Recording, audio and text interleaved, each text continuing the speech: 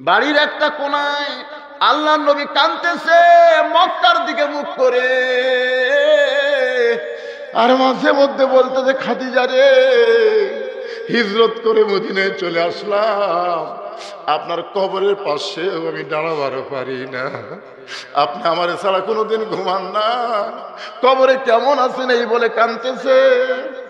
মায়েশা পেছন দিক থেকে বলে, হুজুর একটা যুবতী বউ থুয়ে মরা বউয়ের জন্য কান্দে, যুবতী বউ তুই মরা বউয়ের জন্য কান্দেন। রাসূল বলে, আয়েশা রে, তোমরা সব বউ যদি আমাকে ছেড়ে যাও আমার এতটুকু কষ্ট হবে না, কিন্তু আমার খাদিজাকে আমি এক রাত ভুলে থাকতে পারি না।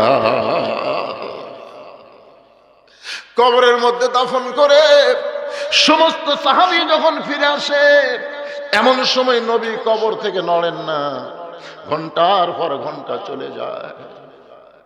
আল্লাহ বলে, হাবিব রে, সবাই মাটি দিয়ে চলে গেল, আপনি কেন খাদিজার কবর ছাড়েন না?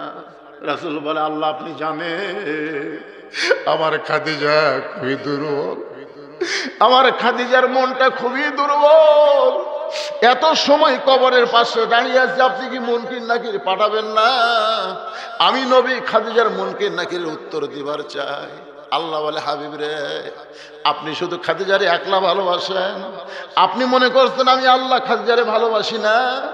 নবী বলে, আল্লাহ আপনি খাদিজারে কেন ভালোবাসেন? আল্লাহ বলে, দুনিয়া থাকতে যে মহিয়সী নারী কবরকে চিন্তা করে, যারা দুনিয়াতে কবরকে চিন্তা করে কবরের পাথর যারা জোগাড় করে টাকা অর্জন করে, আমি আল্লাহ তাদের কবরে মুনকির নাকির পাঠাই না, আমি আল্লাহ তাআলা এই মুনকির নাকিরের উত্তর দিয়া দে। এজন্য জিকিরের গুরুত্ব কম না বেশি? সবচাইতে বেশি। যখন নামাজ রোজা হজ যাকাত কিছুই ছিল না, তখন আল্লাহ জিকির আমাদেরকে দিয়েছেন। কোরআনে আল্লাহ কোনো জায়গায় বলে নাই যে সবসময় নামাজ পড়ো, সবসময় রোজা করো, সবসময় জাকাত দাও, সবসময় হজ করো, এ কথা আল্লাহ বলেনি। আল্লাহ নামাজেরও সময় নির্ধারণ করেছেন, ঠিক কিনা বলেন? আল্লাহ হজও জীবনে কয়বার? সামর্থ্যবানের জন্য একবার। জাকাত বছরে একবার দেওয়া লাগবে হিসাব করে। আর রমজানের রোজা তো বুঝতেইছেন, এই শাবানের পরে মাশাআল্লাহ। রমজানের রোজার গুরুত্ব কম না বেশি? বছরে কয়বার? এক মাস। আর এই জিকির খালি 12 মাস না, সব সময়। আল্লাহ কোরআনে বলেছেন, ইয়া আইয়ুহাল্লাযীনা আমানু উযকুরুল্লাহ যিকরান কাসীরা। এই যিকরান কাসীরা শব্দের ব্যাখ্যা করতে গিয়ে সমস্ত তাফসীরকারক বলেছেন সব সময় অন্তরে জবানে এই জিকিরকে জারি রাখতে হবে। এই জিকির করতে আমাদের কোনো আপত্তি আছে? আমরা কি দয়াল বাবার জিকির করলাম? কার জিকির করলাম? আল্লাহ। শুধুমাত্র এই জিকির করার অপরাধে আল্লাহ রাসূলের 17 জন সাহাবীকে কাফেররা হত্যা করছে। কোনো অপরাধ না, শুধু একটাই অপরাধ, কি? এই জিকির, লা ইলাহা ইল্লাল্লাহ। আল্লাহ বলেছেন তোমরা আমার নামাজ পড়ো, আমি তোমাদের নামাজ পড়বো, এ কথা কয়নি। তোমরা রোজা করো, আমি আল্লাহ তোমাদের রোজা করবো, এ কথা কইছে? কিন্তু আল্লাহ বলেছেন তোমরা আমার জিকির করো, আমিও তোমাদের জিকির করবো। ফাযকুরুনি আযকুরুকুম। যে আল্লাহর জিকির করে আল্লাহও তার জিকির করে। খুশি না বেজার? এই জন্য জিকির সবসময় জবানে রাখবেন। আর জিকিরের পরে আমরা একজন মহামানবের নাম উচ্চারণ করলাম। আল্লাহ বলেছেন আমার নবীর নাম উচ্চারণ করে কেউ যদি দরুদ শরীফ না পড়ে তাহলে সে ধ্বংস হয়ে যায়। কে কইছেন? আর 2 জন আমিন কইছেন। আল্লাহ দোয়া করছেন, আমিন কইছে 2 জন, একটা হলো জিবরাইল আর একজন হলো আমাদের নবী। এখন আপনারা বলেন, আল্লাহ যদি দোয়া করে আর জিবরাইল নবী যদি আমিন কয়, এই দোয়া কবুল হয়েছে? 1 কোটি বার গ্যারান্টি। তাহলে নবীর নাম উচ্চারণের সাথে সাথে বক্তা বলার আগেই আপনাদের বলা লাগতো কি? সাল্লাল্লাহু আলাইহি ওয়াসাল্লাম। বসে আছেন কোন জায়গায় আর দরুদটা গেল কোন জায়গায়? আপনার মুখের দরুদ শেষ হওয়ার সঙ্গে সঙ্গে একদল ফেরেশতা এখানে মোতায়েন করেছে আল্লাহ। রাসূলের রওজা মোবারকে আপনার নামে জায়গার নাম উল্লেখ করে পৌঁছায় দিবে। বলেন সুবহানাল্লাহ। হাসরের ময়দানে দেখা যাবে আমাদের নেকি আর পাপ ওজন করার পরে নেকির চাইতে পাপ বেশি হয়ে গেছে। ওই সময় আমাদের নবী আমাদের পক্ষে ওকালতি করবেন। সুবহানাল্লাহ বলেন। আল্লাহ বলবেন, নবী আপনার উম্মতের ওকালতি করতে গিয়ে আপনার কি আছে? তখন আল্লাহ নবী দরুদগুলো নেকির পাল্লায় তুলে দিবেন, সঙ্গে সঙ্গে নেকির ওজন বেশি হয়ে যাবে। এই জন্য একটা গানও আছে, আছেন আমার মুক্তার, গান জানেন আপনারা? আছেন আমার ব্যারিস্টার, শেষ বিচারের হাইকোর্টেতে তিনি আমায় করবেন পার, আমি পাপী রাসূল জামিনদার। সুবহানাল্লাহ বলে। এমন জামিনদার নবী পাওয়াতে খুশি না বেজার? সুবহানাল্লাহ কইতে আপত্তি কোন জায়গায়? হ্যাঁ, ভাবিচা দারুল কোরআন হাফিজি মাদ্রাসা এবং শিশু সদন এর উদ্যোগে আজকের এই ওয়াজ মাহফিলে আল্লাহ তাআলা যেনাকে সম্মানিত সভাপতির আসনে কবুল করেছেন, আলহাজ মোহাম্মদ জহুরুল ইসলাম। কে সেটা? আপনি নাম দিয়েছেন বগুড়া টেলার। হ্যাঁ, তাই মাশাআল্লাহ মাশাআল্লাহ। মানে আমার এলাকায় বাড়ি, বগুড়াতেই বাড়ি। আজকের মাহফিলের সম্মানিত সভাপতিকে অন্তরের অন্তঃস্থল থেকে আমি শুভেচ্ছা জ্ঞাপন করছি। আজকের এই মাহফিলের সম্মানিত প্রধান অতিথি আলহাজ মোহাম্মদ ওবায়দুল হক। নিয়ামতপুর উপজেলায় যত মাহফিল আমি করি প্রায় মাহফিল আমার ভাই আমি দেখতে পাই, মাশাআল্লাহ। তো উনি গত বছর এ মাদ্রাসার মাহফিলের দাওয়াত আমাকে নিজেই দিয়েছেন। আমি শারীরিকভাবে অত্যন্ত অসুস্থ, আজকেই হাসপাতাল থেকে আমি আপনাদের এখানে এসেছি। আমার সান্ধ্যকালীন একটা মাহফিল ছিল মহাদেবপুরে, ওখানে আমি যেতে পারি নাই। এখানেও আসা আমার জন্য ডাক্তারের বারণ। তারপরেও আমার ভাই সিআরবির সাহেব দাওয়াত দিয়েছেন, এই কারণে রক্তের প্লাটিলেট একেবারে কমে গেছে। মানে আপনারা এটা সকলে বুঝবেন না। আমি কোনোদিনও ওয়াজে অসুস্থতার কথা বলি না, কারণ ওয়াজ আমি করি না, করাই কে? আল্লাহ যদি রহম করেন অসুস্থ মানুষ দিয়েও ভালো কথা বের করতে পারেন, ঠিক কিনা বলেন? সম্মানিত প্রধান অতিথিকে অন্তরের অন্তঃস্থল থেকে আমি শুভেচ্ছা জ্ঞাপন করছি এবং মাদ্রাসার ব্যাপারে তার একটা বিশাল অনুদান, যেটা হাফিজ সাহেব মহতামি সাহেব বলে গেল, অনুদানের বিনিময়ে আল্লাহ তাকে জান্নাতি কবুল করুন। জোরে বলে আমিন।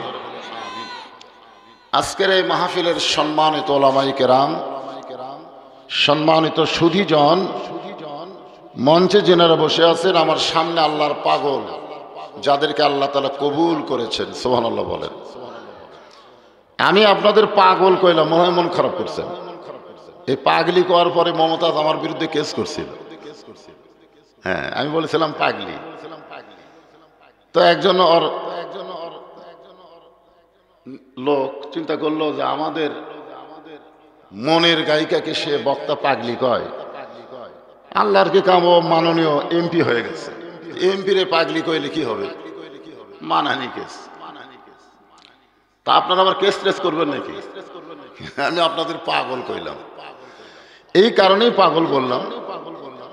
আপনারা যদি পাগল না হতেন তাহলে আরামের বাড়ি, আরামের ঘুম, আরামের বিছানাকে বাদ দিয়ে এই যে মাটির উপর একটা পিরপল পাড়ায় দিছে আর সঙ্গে সঙ্গে সেখানে বসে গেছেন। আল্লাহ পাগলদের হিসাব যেন হাসরের ময়দানে না নেয়। জোরে কোন আমিন। আমি আমার অন্তরের অন্তঃস্থল থেকে আপনাদেরকে শুভেচ্ছা জ্ঞাপন করছি।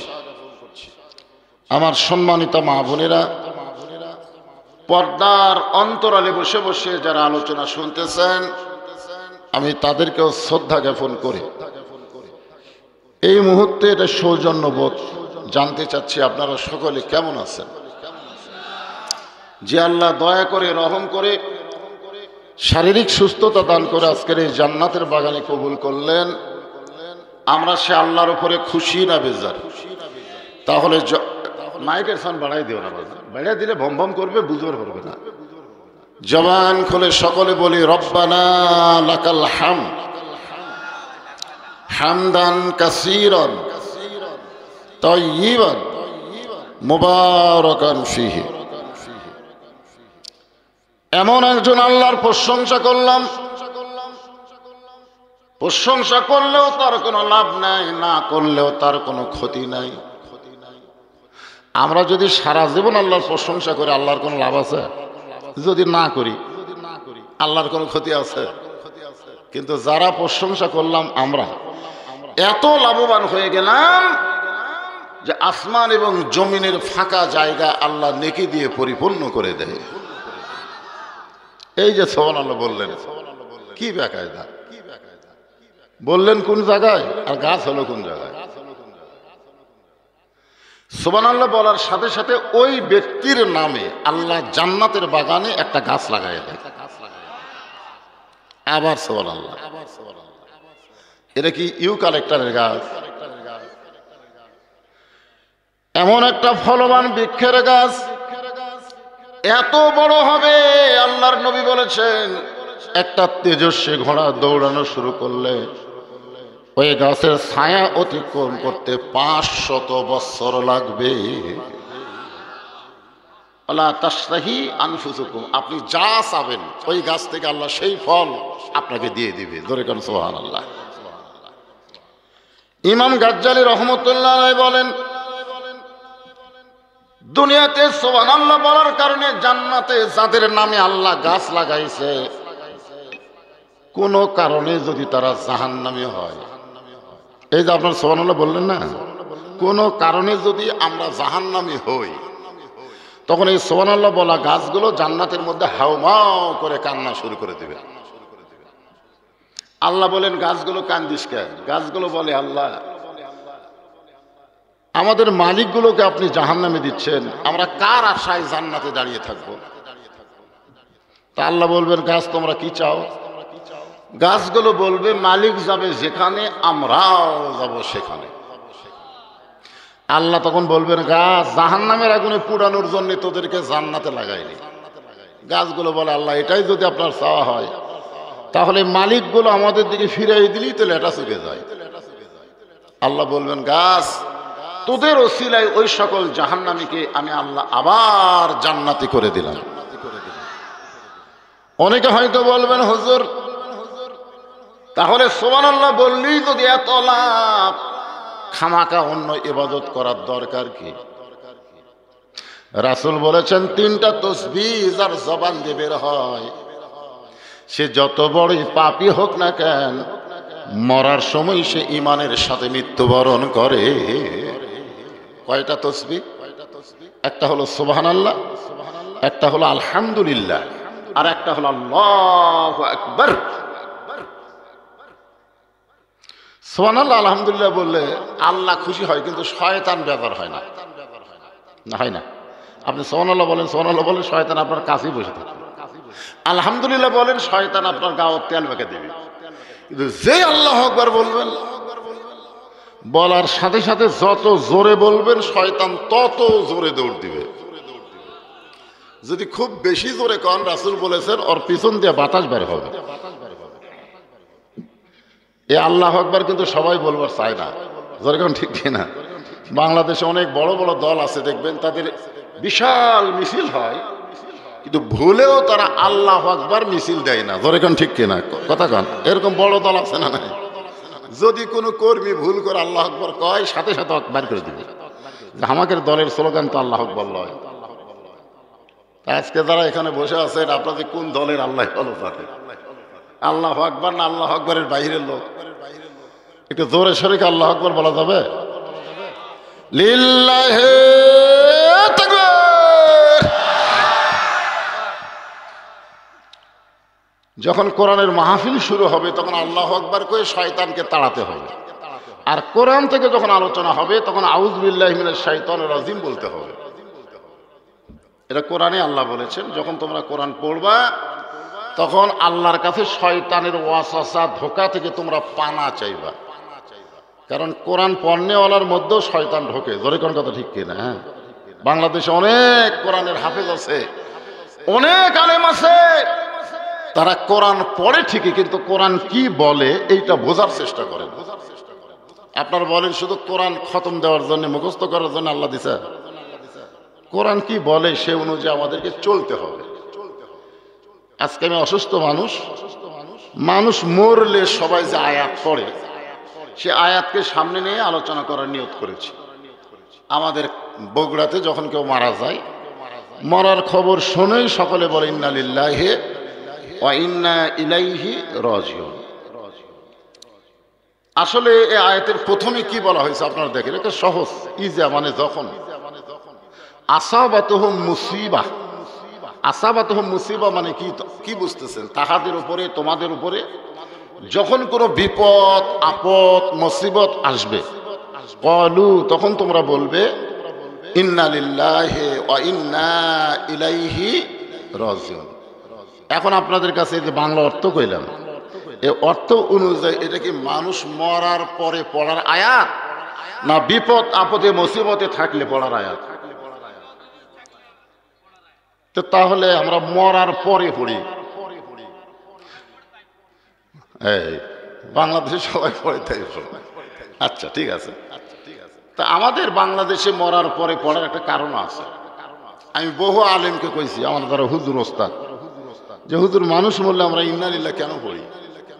তা আমার ওস্তাদরা বলে, বাজান, মানুষের জীবনে মরাটাই হলো সবচাইতে বড় বিপদ। তা আমি কোরআন হাদিস পড়ে যতটুকু জানছি, বাংলাদেশে ইমান নিয়ে বাঁচাটাই হলো সবচাইতে বড় বিপদ। জোরে কোন কথা ঠিক কিনা? একমত? এখন ইমান কিন্তু রাখা খুবই কঠিন হয়ে গেছে। আপনি কিন্তু কোনো বড় বাজারে গেলে আপনার কাছে যদি 500 টাকার 50টা নোট থাকে, 25,000 টাকা থাকে, আপনি বাজারের মধ্যে ঘুরতেছেন, আপনি বলেন তো এটা কোন পকেটে রাখবেন? না, এই টাকাগুলো কোন পকেটে রাখবেন? এমন একটা পকেটে রাখবেন সহজে যেন পকেট মার চুরি করতে না পারে। তারপরেও কিন্তু আপনি মাঝে মধ্যে চেক করেন না? এই আছে আছে। আপনারা বলেন তো মুসলমানের কাছে টাকার দাম বেশি না ইমানের দাম বেশি? তা আপনারা কি চেক করে দেখছেন যে ইমান আছে না গেছে? হয়তো বলবেন, হুজুর ইমান চেক করার যন্ত্র কি? এটা বলতে পারেন না যে ইমান চেক কেমনে করব? ইমান কেমনে চেক করা যাবে? 3টা জিনিস খেয়াল করবেন। 1 নম্বর হলো, মসজিদের মধ্যে গিয়া যারা ছটফট করে, বুঝবেন তাদের ইমানে ক্যান্সার লাগছে। কি রোগ হয়েছে? ইমানে ক্যান্সার বোঝেন তো আপনারা?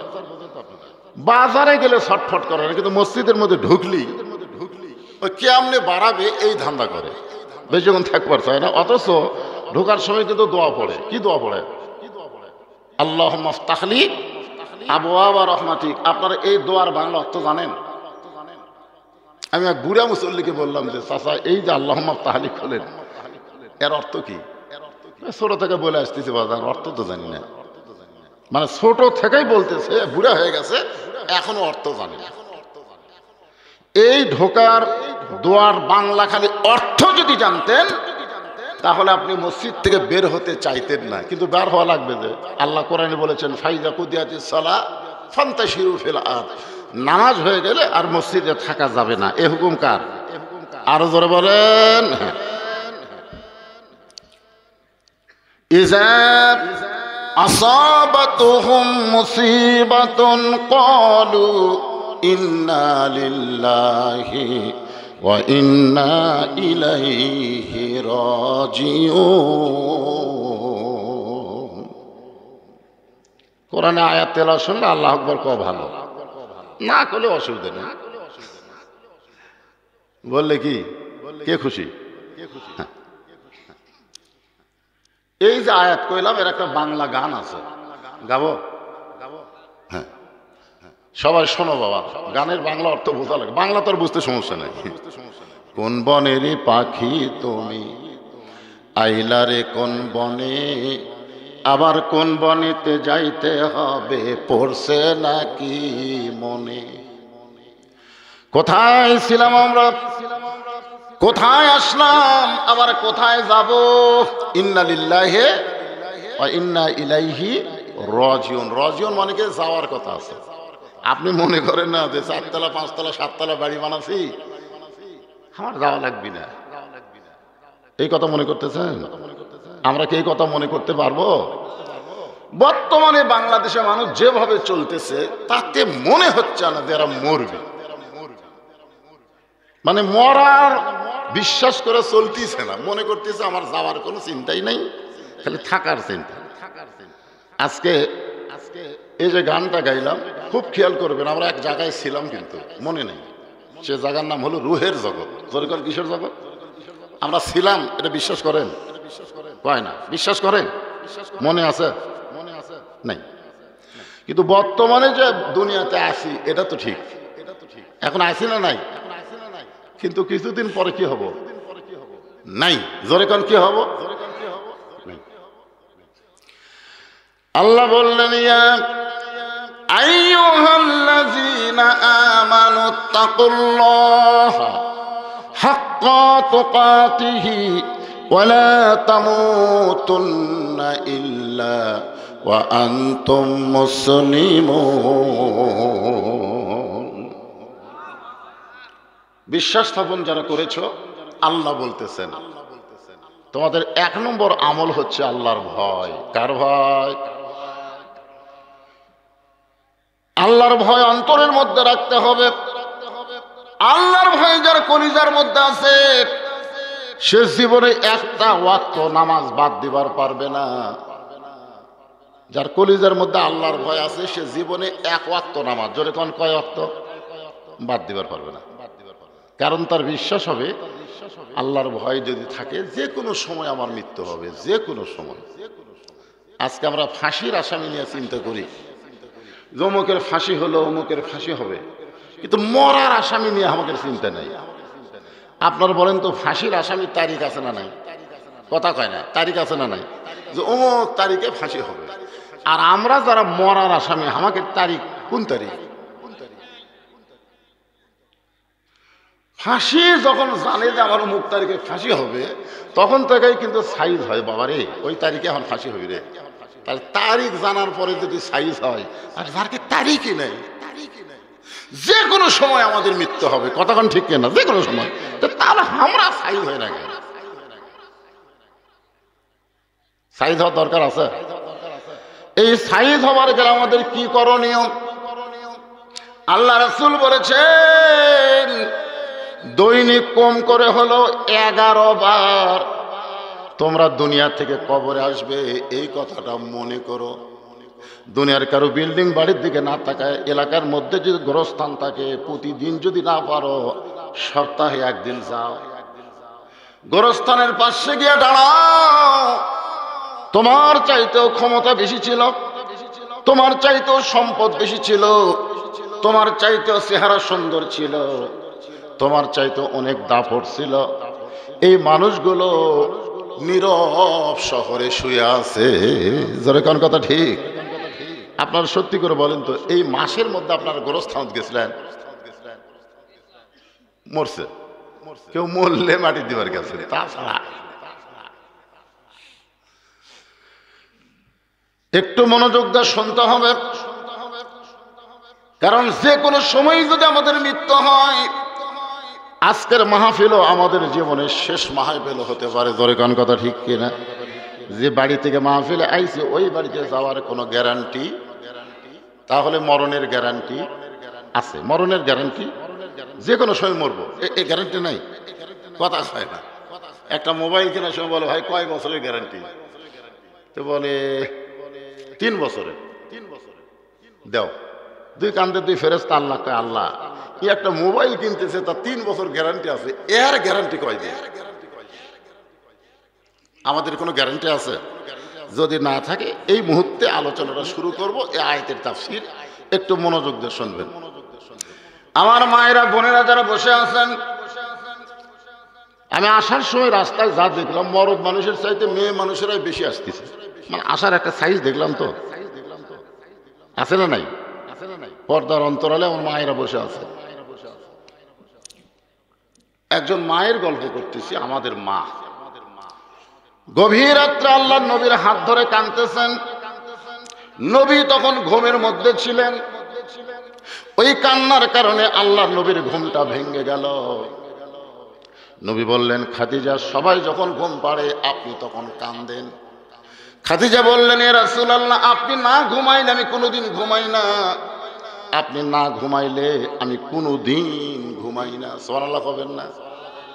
আল্লাহ রাসূল বলে, খাদিজা, আমি না ঘুমাইলে আপনি ঘুমান না কেন? খাদিজা বলে, রাসূলুল্লাহ, দুনিয়ার প্রত্যেকটা মেয়ের বিয়ে হলে মেয়ের হাতটা স্বামীর হাতে তুলে দেয়। আজ থেকে আমার মেয়ের দায়িত্ব তোমাকে দিলাম। আর আপনার সঙ্গে যখন আমার বিয়ে হলো, তখন আমার হাত আপনার হাতে তুলে দেওয়ার কেউ ছিল না, বরং আপনার দুই হাত আপনার চাচা আমার হাতে তুলে দিয়ে বলল, মা, এতিমের দায়িত্ব তোমাকে দিয়ে দিলাম।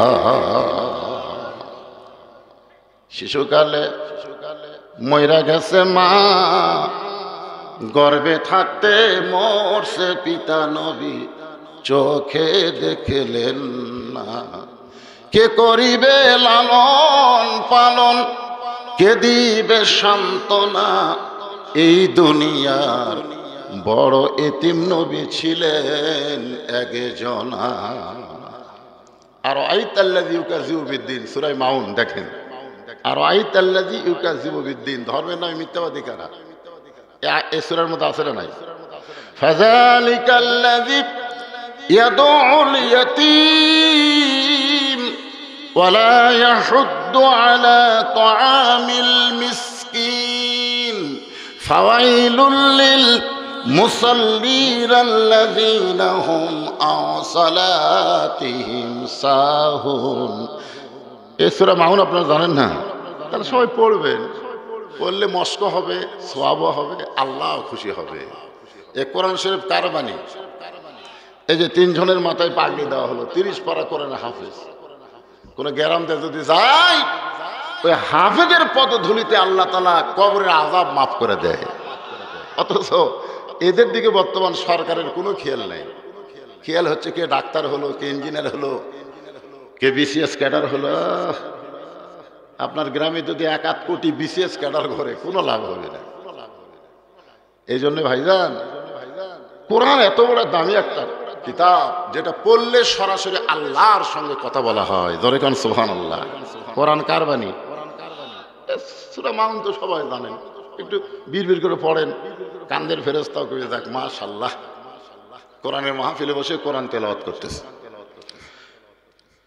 খাদিজা বললেন, রাসূলুল্লাহ, আপনি যখন ঘুমায় গেলেন, আমি তখন ঘুমের দোয়া শুরু করলাম। ঘুমানোর পূর্বে ঘুমের একটা দোয়া আছে, আছে না নাই? আপনার পড়েন? বোঝেন না? বোঝেন না? এই আল্লাহুম্মা বিইসমিকা আমুতু, এই আমুতু উচ্চারণ করতেই আপনার চোখ দিয়ে 2 ফোঁটা পানি আসবে। যারা দোয়া বোঝে, বাংলা বোঝে, ঘুমানোর আগে তারা তওবা না করে কোনোদিনও ঘুমাবে না। যে আল্লাহ, এই ঘুম তুমি দিবা, তুমি চেতন করো, যদি চেতন না করো তাহলে আমার শেষ ঘুম। কথা কন না কেন? কথা কন না কেন? আপনি যখন ঘুমায় যান তখন কি আপনি জেতা থাকেন? একেবারে মরা হয়ে যান। এই জন্য ঘুমের পূর্বে এই দোয়াটা আপনার পড়বেন। আপনারা এই দোয়া পড়েন, আলহামদুলিল্লাহ। এখনকার ছেলে ফেলে যারা আছে, এই মোবাইল মার্কা, আয় আয় মোবাইল দেখতে দেখতে না, তখন আবার অডিও দেয় কানের মধ্যে, হেডফোন দিয়ে ঘুমায় গেছে। ওই ঘুমের মধ্যে যদি মরণ হয়, এর যা আযাব হবে বাজান। হাসির কথা না, সবাই দোয়াটা পড়বেন। রাজি আছেন তো ইনশাআল্লাহ? খাদিজা বললেন, রাসূলুল্লাহ, আমুত শব্দ উচ্চারণ করার সঙ্গে সঙ্গে আমি যেন দেখতে পাই আমার অন্ধকার কবর, যেই কবরে কোনো আলো নাই, যেই কবরে কোনো বালিশ নাই, যেই কবরে কোনো দরজা জানলা নাই, সেই কবরে রাসূল বলেছেন সর্বশেষে যেই ব্যক্তি মারা যাবে, ওই কবরের ঘরে তাকে 50,000 বছর থাকা লাগবে। কত বছর? আল্লাহ রাসূল বলেন, খাদিজা, ওই অন্ধকার কবরকে নিয়ে আপনি কেন কাঁদতেছেন? দেখেন খুশির খবর দেখেন। খাদিজা, অন্ধকার কবরকে নিয়ে কেন কাঁদতেছেন? ঈমান গ্রহণ করার পরে আপনি আল্লাহর সঙ্গে যে সম্পর্ক গড়ে তুলেছেন, আল্লাহ আপনার কবরকে জান্নাত বানায়া দিবে। তাহলে এখানে কিন্তু রাসূল একটা মারাত্মক কথা কইছে, ঈমান গ্রহণ করার পরে সম্পর্ক করা লাগবে কার সাথে? না তেনাফিরের সাথে? তো গাছের তেনা কে? যে গাছে তেনা বান্ধে ওই গাছ আপনারা কাটতে পারেন না। তেনা বান্ধা গাছ যদি কেউ কাটে, বদর যুদ্ধের সওয়াব আল্লাহ তাকে দান করে দিবে। খালি সুবহানাল্লাহ গেলে হয় না, তেনা কেরা? তেনা মানলে কি হয়? আপনারা কি সূরা ফাতিহা পড়েন না? ইয়াকা নাবুদু ওয়া ইয়াকা নাস্তাইন। গোলামি করি যার, সাহায্য চাই তার কাছে, কোনো তেনা বাবার ক্ষমতা নাই। জোরে কোন কথা ঠিক কথা বলেন। এই মেয়ে মানুষেরা বেশি করে, এই পর্দার অন্তরে যারা আছে, চুল কানলে কয় তেনা বান্ধিক, যা কান থামিয়ে দেবে। চুল কানলে গাছত তেনা বানলে নাকি কান্দা থামে। তাহলে ঈমান গ্রহণ করার পরে সম্পর্ক করতে হবে কার সাথে? সবাই সবাই কার সাথে? আল্লাহর সাথে সম্পর্ক করতে গেলে যত ইবাদত আছে তার মধ্যে 1 নম্বরের নাম হলো নামাজ। জোরে কোন 1 নম্বরের নাম কি? কঠিন কথা, লা সালাতা লা ঈমানা। শেষ। কি বুঝলেন? যার নামাজ নাই তার ঈমান নেই। এখন আপনারা কারা কারা ঈশার নামাজ পড়েননি? এই কি রে, এরকম হওয়ার কারণ আছে ভাই, আমি গবেষণা করে দেখছি। এরা হলো সিজার করা। বলে কোন কি করা? সিজার করা বাচ্চারা অস্থির হয়, কারণ জন্মের 2 দিন আগে ওদেরকে পেট কাটে বের করে। ওরা যখন ঘুমোর থেকে চেতন পায় না, তখন নার্স ওরকে পাও ধরে একটা ঘুরান দেয়, বুঝছেন? ওই ঘুরানে মাথাতে একটা ঝাঁকি লাগে, ওই ঝাঁকিতে ওরা অস্থির হয়ে যায়। এরা মোবাইল ছাড়া কান্না থামে না, মোবাইল ছাড়া এরা ভাত খায় না। জোরে কোন কথা ঠিক কিনা? এর সিজার করা। আমার দাদি আমারে কইছে, ভাই তোরে যখন টাইনে বের করি তখন তোর মাথা লম্বা হয়ে গেল রে। বাড়ায় না মাথা, আর বাড়ায় না, মাথা লম্বা হয়ে গেছে। পরে থেবে থেবে মাথা আমার গোল করছে। আমরা সিজার করা না রে। এখানে যারা সিজার করা অস্থির, সিজার করা আপনারা কেউ সিজার করে না। যারা এই যে দেখবেন ঘুরতেছে, বুঝবেন ওরা। আল্লাহর বান্দার একটু মনোযোগ দিয়ে শুনবেন। আল্লাহ রাসূল বললেন, খাদিজা, ঈমান গ্রহণ করার পরে আপনি আল্লাহর সঙ্গে যে সম্পর্ক করে তুলেছেন, আল্লাহর সাথে না রাসূলের সাথে? আল্লাহর সাথে। হ্যাঁ, অনেকে বলে দয়াল নবী, দয়াল বাবা। আল্লাহ রাসূলও নামাজ পড়তে পড়তে পায়ের গোড়া ফুলে উঠছে, ঠিক কিনা বলেন? মা আয়েশা বলে, ইয়া রাসূলুল্লাহ, আপনার সারা আগে পাশের সমস্ত পাপ আল্লাহ মাফ করে দিয়েছে। দুনিয়ার সব মানুষ ঘুমায়, আর আপনি সূরা ইয়াসিন, সূরা তাহা দিয়ে 2 রাকাত নামাজ পড়েন। কোনদিন সূরা ইমরান দিয়ে, সূরা বাকারা দিয়ে আপনি 2 রাকাত নামাজ পড়েন। এত লম্বা নামাজ পড়েন, আমরা ঘুমাই, আপনার পায়ের গোড়ালি ফুলে ওঠে নামাজের ডাহায় থাকার কারণে। রাসূল বলেন, আয়েশা, নামাজ আমার চক্ষু শীতল করে দেয়। জোরে কান সুবহানাল্লাহ। আনতা আবুদুল্লাহ কাআন্নাকা তারাহু ফাইন লাম তাকুন তারাহু ফাইন্নাহু ইয়ারাকা। কারা কারা এশার নামাজ পড়েননি? নিয়ত করেন যে আল্লাহ যা করছি করছি, ফজর থেকে আর নামাজ ছাড়তেছি না। এই নিয়ত করার সাথে সাথে সারা জীবন যত নামাজ পড়েননি, না পড়ার গুনাহ আল্লাহ মাফ করে দিবে। ইন্নামাল আমালু বিন্নিয়াত। কি বাধা নিয়ত করা যায়? আর সময় নষ্ট করেন না বাদাম, আর সময় নষ্ট করেন না। গতকাল যখন এনায়েতপুর হাসপাতালে ছিলাম, নিজের চোখে দেখলাম মানুষ যখন অসুস্থ হয়ে যায়, ওই মানুষটা তখন আর দুনিয়ার কোনো টেনশন করে না, খালি যাওয়ার চিন্তা। জোরে কোন ঠিক কিনা? তা আমরা তো অসুস্থ হই নাই, শরীরের অসুস্থ হই নাই, কিন্তু মনের দিক দিয়ে আমরা এত অসুস্থ। একটু মনোযোগ দিয়ে শুনতে হবে। খাদিজা বলে, রাসূলুল্লাহ, আমার কবর আল্লাহ জান্নাত বানায় দিবে, এটা আমার বিশ্বাস হয়। সুবহানাল্লাহ। কিন্তু আমি যদি আপনার কাছে কিছু চাই, আপনি কি আমার দিবেন না?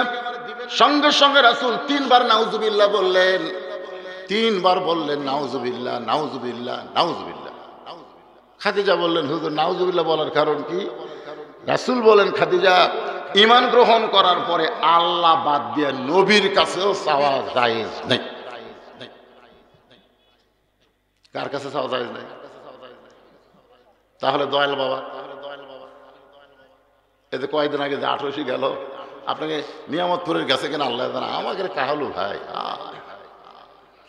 আমার দয়াল বাবার দরবারেতে কেউ ফিরে না খালি হাতে।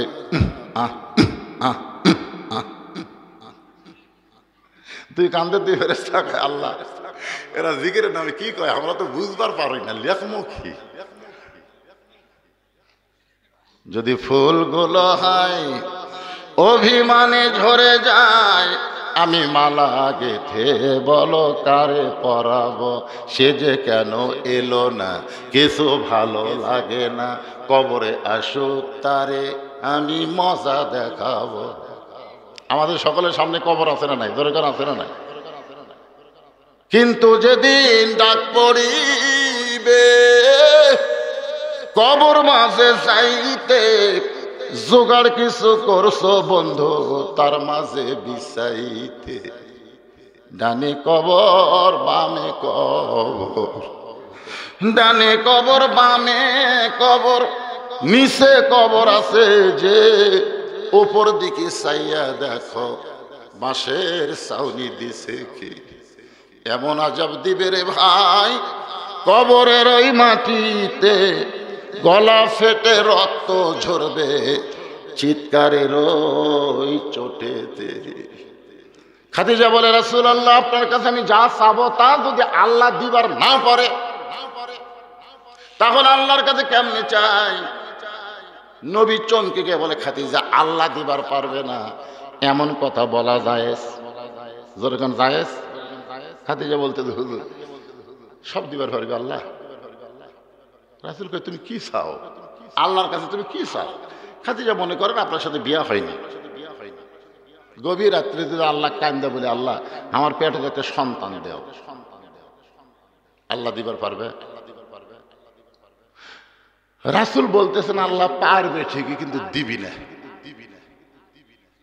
দিলে 14 ফেব্রুয়ারি ভ্যালেন্টাইন ডে সকলের পেটের মধ্যে বাচ্চা আসবে। জোরে কোন কথা ঠিক কিনা?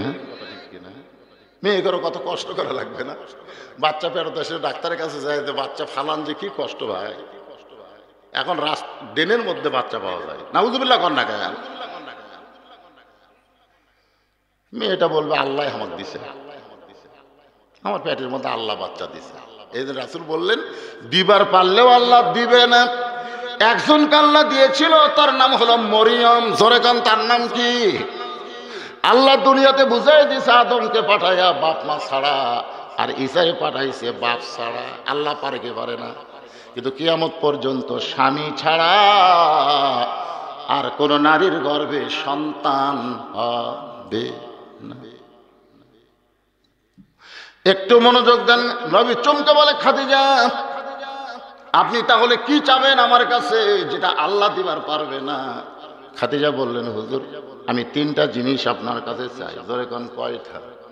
রাসূল খাদিজার কপালে চুমা দেয় বলে গরীব তুমি হইলা সব চাইতে ধনী, কোনদিন তুমি আমার কাছে কিছুই চাওনি, কিন্তু মৃত্যুর পরে তুমি কি চাও খাদিজা?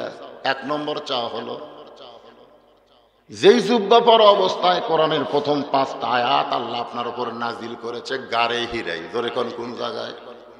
কোরআনের প্রথম আয়াত আপনারা জানেন? প্রথম আয়াত কি? ইকরা। ইকরা মানে কি? পড়ো। ইকরা মানে পড়ো। এটা আল্লাহ কিন্তু অর্ডার করছেন, ইকরা পড়ো।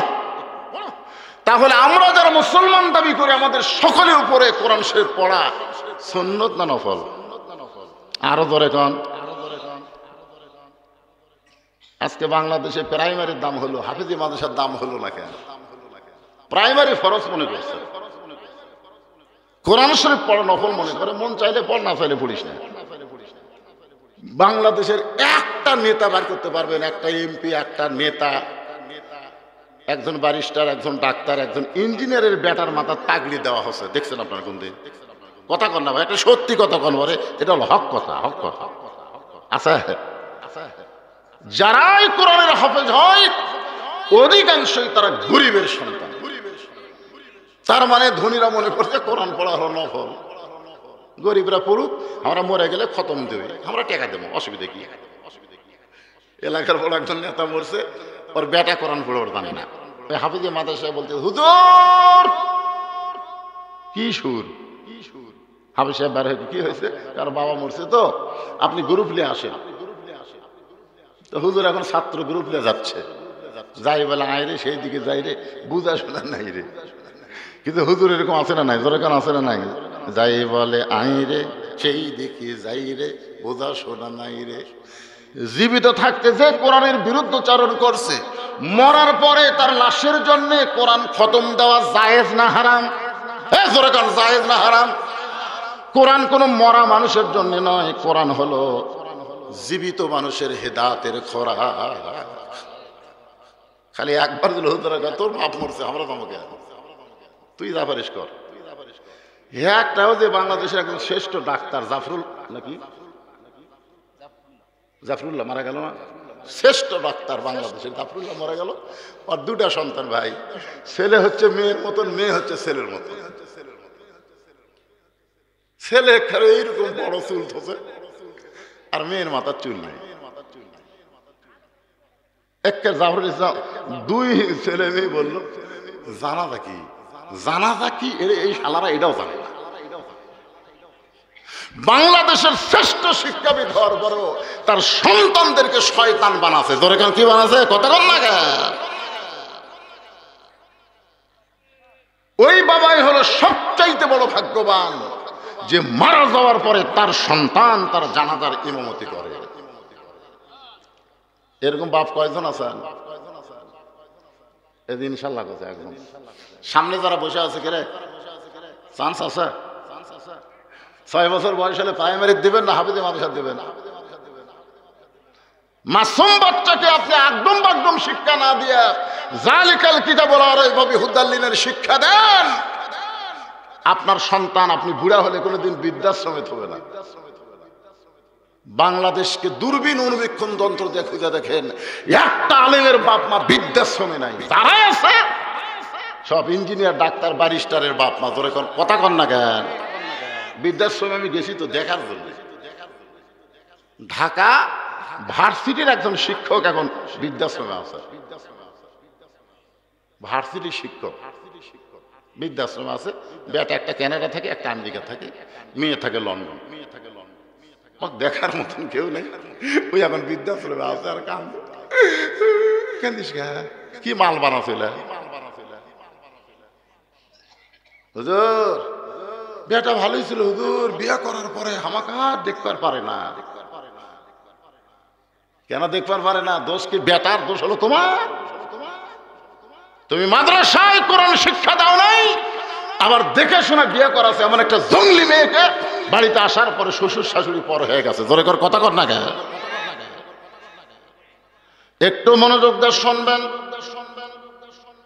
যেই জুব্বা গায়ে দেওয়া অবস্থায় কোরআনের 5টা আয়াত আল্লাহ প্রথম নাজিল করল, আপনি গায়ে হীরা থেকে আসার পরে ওই জুব্বার কোনোদিন আপনি গায়ে দেন নাই। হুজুর গো আমার বড় লোক, আমি যখন মরে যাব ওই জুব্বাটা আমার কাফনের কাপড় দিয়া দিবে। আমার 2 নম্বর চাওয়া হলো আপনার পবিত্র হাত দিয়ে আমি খাদিজার দেহটা কবরের মধ্যে নামাই দিবেন।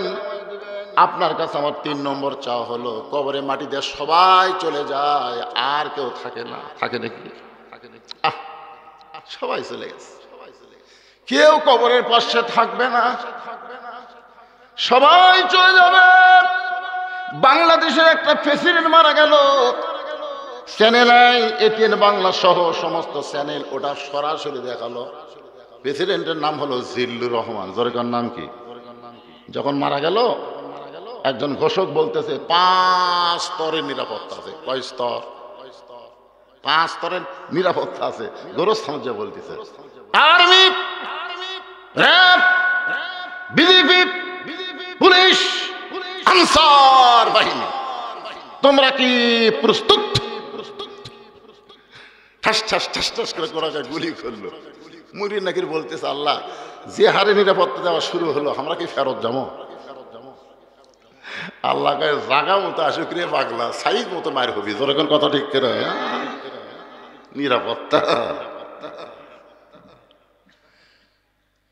সবাই মাটিতে যখন কবর ছেড়ে চলে যাবে, এমন সময় আল্লাহ দুইজন ফেরেশতা পাঠাবে। জোরে বলেন কয়জন?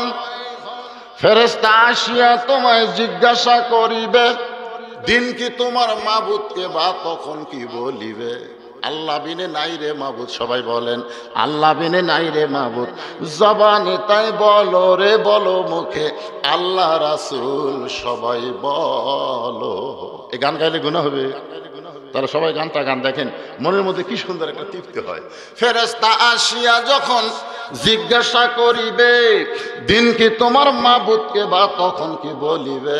আল্লাহ বিনে নাই রে মাবুদ, সবাই বলেন আল্লাহ বিনে নাই রে মাবুদ। জবানে তাই বলো রে বলো মুখে, আল্লাহ রাসূল সবে বলো। হাফেজ সাহেব আমার কইল, হুজুর এইখানে হিন্দু আর কি আদিবাসীর বসবাস।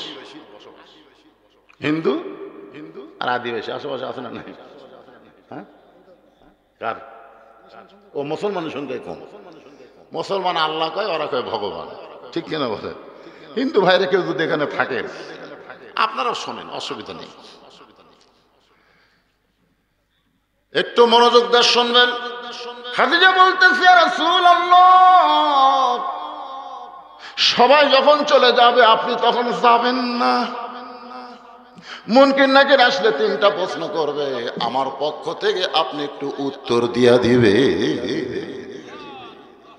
সঙ্গে সঙ্গে আল্লাহর নবী খাদিজার কপালে একটা চুমু খাইয়া বললেন, খাদিজা, ওই আল্লাহর শপথ করে বলতেছি, আমার আগে যদি আপনার মৃত্যু হয় তাহলে আপনার তিনটা চাওয়াই আমি পুরা করব ইনশাআল্লাহ। যদি আমার আগে, দেখেন কথাটা খেয়াল করেন, আমার আগে যদি, তার মানে বোঝা গেল কে কখন মরবে? আল্লাহ রাসূল। জোরে বলেন ভাই, আল্লাহ রাসূল। কিন্তু আমরা মনে হয় জানি, 5 তলায় উঠে 1.5 লাখ টাকার খাট, 12,000 টাকার কম্বল ওরে তা মানে দিয়ে 9টার সময় বলতেছে, আমার বাড়ি আমার ঘর, আমাকে নামাইকে। দুই কান্তের ফেরেশতাকে আল্লাহ ঘুমের দোয়া বাদ দেয়। কি কইল? আল্লাহ কয় আগে সুতুক তো, ওরে তো মানে কম্বল দে। ওরে বাবা, হিচ্চো কয়ে ঘুমাইছে, হিচ্চো। রাত 3টার সময় একটা ভূমিকম্প, খালি বিল্ডিং লড়ে উঠছে। ওই এত ফোর্সে নামছে, কম্বলের মধ্যে যে লুঙ্গি খুলে আছে ওটাও পরার টাইম পায়নি। দুই কান্দে দুই ফেরেশতা আল্লাহ নামাইলা নামাইলা, তাই বলে ন্যাংটা করে নামাইলা। আল্লাহ কয় আমার নামান এইরকমই। জনগণ যখন নামাবার পারবে না, আল্লাহর নামান হলো ন্যাংটা করে। ধরে কন কি করে, কথা কন না কেন? তো ইজ্জমান তাশা পড়েন, কোরআন শরীফ পড়লে সব আছে। তো ইজ্জমান তাশা ওয়া তুযিল্লু মান তাশা বিয়াদিকাল খায়র ইন্নাকা আলা কুল্লি শাইইন কাদির। আশ্চর্য হয়ে গেলাম, বর্তমান শিক্ষা ব্যবস্থায় যে দুর্নীতি ঢুকেছে। দুর্নীতি বোঝায় আপনার ছেলে মেয়েরা যে কি মাল হবি, হ্যাঁ, মাদ্রাসার মধ্যেও ঢুকিতে বাইরে। এই নিয়ে সমস্ত আলেমেরা একমত হয়ে শিক্ষানীতিকে বাতিল করে মুসলমানদের কোরআনের শিক্ষানীতি চালু করার জন্য আন্দোলন করতেছে। তোর কোন কথা ঠিক কিনা ভাই? কি মাল হবি জানেন? জীবনেও বসবি না, খাড়া হয়ে পেশাব করবি। পিঠের উপরে ব্যাগের বইয়ের ব্যাগ নিয়ে খাড়া হয়ে মারতেছে। ক্লাস 2-এ পড়ে, বসে কর, বসে না। এই কোন ক্লাসে পড়িস? 2-এ পড়ি। কেমনে পেশাব করা লাগে তোর স্যার তোকে বলেনি? বসতে কর। আমাকে আসার যে কথা, প্রাইমারি পেশাবখানার যায় দেখি আমার সারি খাড়া হয়ে করে, ওর সারি খাড়া হয়ে মারে, তাহলে বসবি কে? এইগুলো শিক্ষা হচ্ছে? শিক্ষার নামে আপনার মাসুম বাচ্চাকে এরা শয়তান বানাচ্ছে। কথা কন না, কথা কন না। বুঝলে বুঝপাতা, না বুঝলে তেজপাতা, আমার করার কিছু নেই। আমি অ্যাঙ্গেলে যা পারলাম দোষ দিয়ে গেলাম, পরে চিন্তা করবেন। আল্লাহর বান্দার একটু মনোযোগ দেন। মা খাদিজা দুনিয়া থেকে বিদায় নিল, নবী তাকায় দেখে 4টা মেয়ে কাঁদতেছে। খাদিজার পেট থেকে নবীর মাধ্যমে আল্লাহ তাআলা 4টা মেয়ে দান করছে। ধরে কোন কয়টা? আমি শতকরা 90 জন নবীর উম্মতকে জিজ্ঞাসা করি 4টা মেয়ের নাম কি, তারা কর পারে না। নবীর যে 4টা মেয়ে আছে আপনার নবীর উম্মত হিসেবে মুখস্থ রাখার দরকার আছে না নাই? একটা মেয়ের নাম হলো জয়নাব, জোরে বলেন নাম কি? আর একটা মেয়ের নাম হলো রোকেয়া, জোরে বলেন নাম কি? আর একটা মেয়ের নাম হলো কুলসুমা। এই 3টা মেয়ের নাম সবাই জানে না, জানলেও 2টা জানে, 4টা জানে না। আর যে মেয়ের নাম সকলেই জানে তার নাম হইল ফাতেমা। ফাতেমার নাম তো প্রত্যেক জুমার দিনই কয়, ইমাম সাহেব আপনাদের শোনে না? সাইয়্যিদাতুন নিসা আহলুল জান্নাত ফাতেমাতুজ জোহরা রাদিয়াল্লাহু তাআলা আনহা। একটু মনোযোগ দিবেন ভাইজান, এই যে সবগুলো গেল না, এরা খাবার গেল, বুঝলেন? আবার আসতেছে। আপনারা মনে করলে চলে গেল, তা যাওয়ার পার্টি কেউ না, সব আবার আসতেছে ভাই। তবে সব এবার ধোয়া হয়ে যাওয়া। আপনি একটু দিয়ে আসেন তো দিকে, আমার কাছে আসেন।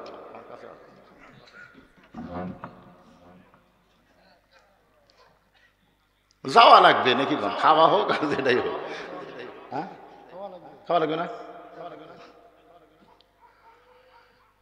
দুনিয়াটা মস্ত বড়, খাওয়া দাওয়ার ফুর্তি করো। আমি দুনিয়ার কথা বলতেছি না, যাওয়ার পর আমাদের যে অবস্থা হবে সে অবস্থা নিয়ে আলোচনা করতেছি। নবী তাকে দেখে 4টা মেয়ে কাঁদতেছে। জোরে কোন কয় মেয়ে? আপনারা বলেন তো, ছেলেদের চাইতে মেয়েদের মন নরম না?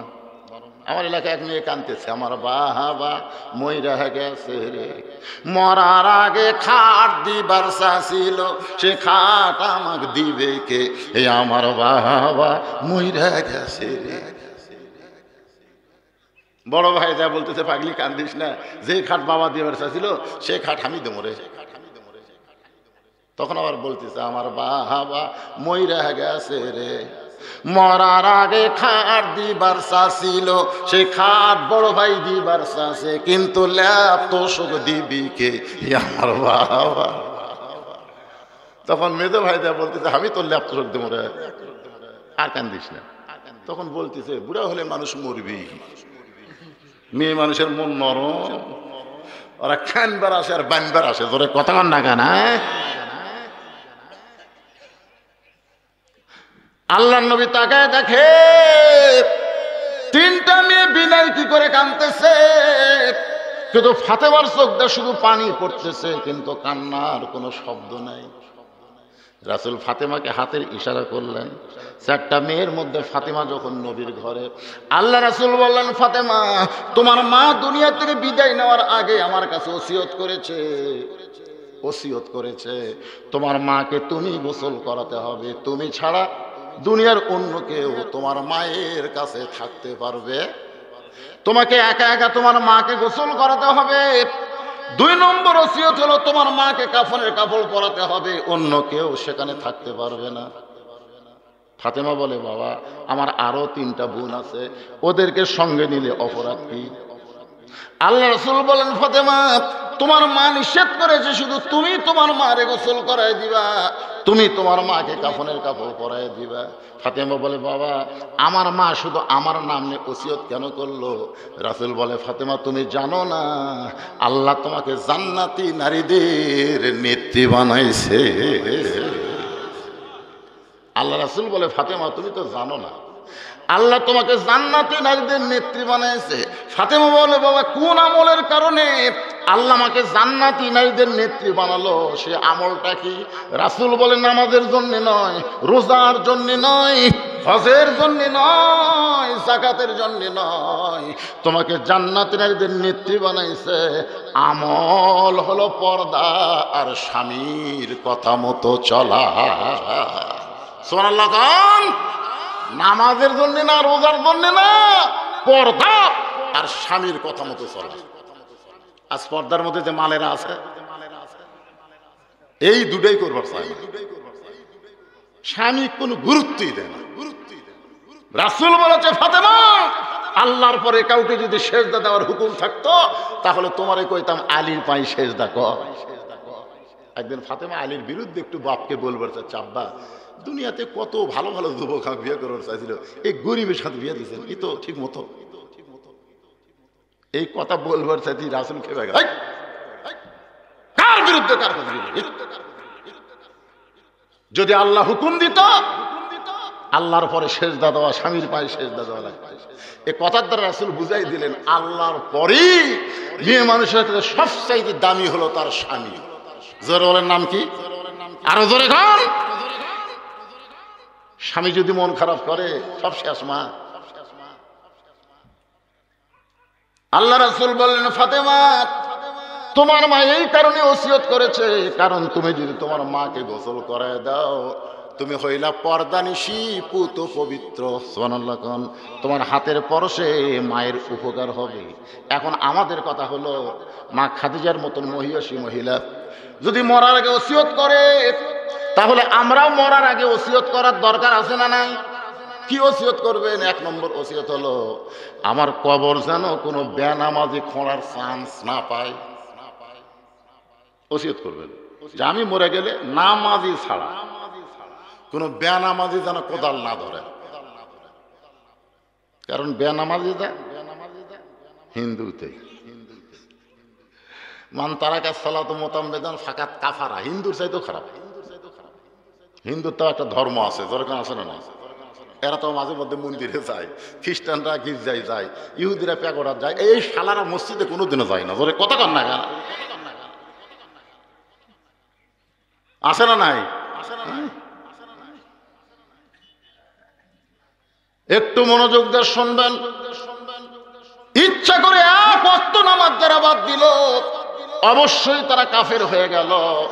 তাহলে কাফেররা যদি আপনার কবর খোঁড়ে সোতার সাথে সাথে আযাব শুরু হবে। জোরে কোন ঠিক কিনা? আর এখন যারা কবর করে আমার এলাকাতে এসে কয় ভাই কবর খোঁড়া যাচ্ছি 5 প্যাকেট সিগারেট দে। হাই রে বাড়ি 5 জন 5 প্যাকেট সিগারেট নিয়ে ওটি থেকে টানা শুরু করছে। একজন কোদাল মারতেছে সিগারেট টানতেছে, একজন কবর দেখা দিচ্ছে ওই সিগারেট টানতেছে, একজন মাটি তুলতেছে ওইও টানতেছে। এখন 5টা সিগারেট যদি একসাথে ধোঁয়া ওঠে গোরস্থান কোনো ফেরেশতা থেকে পারবি? কারণ ফেরেশতারা সব সহ্য করলেও দুর্গন্ধ সহ্য করতে পারে। এই জন্য সব ফেরেশতা রাস্তায় খাড়া আছে। আল্লাহ কয় খবর কি আপনারা দেখতেছেন না?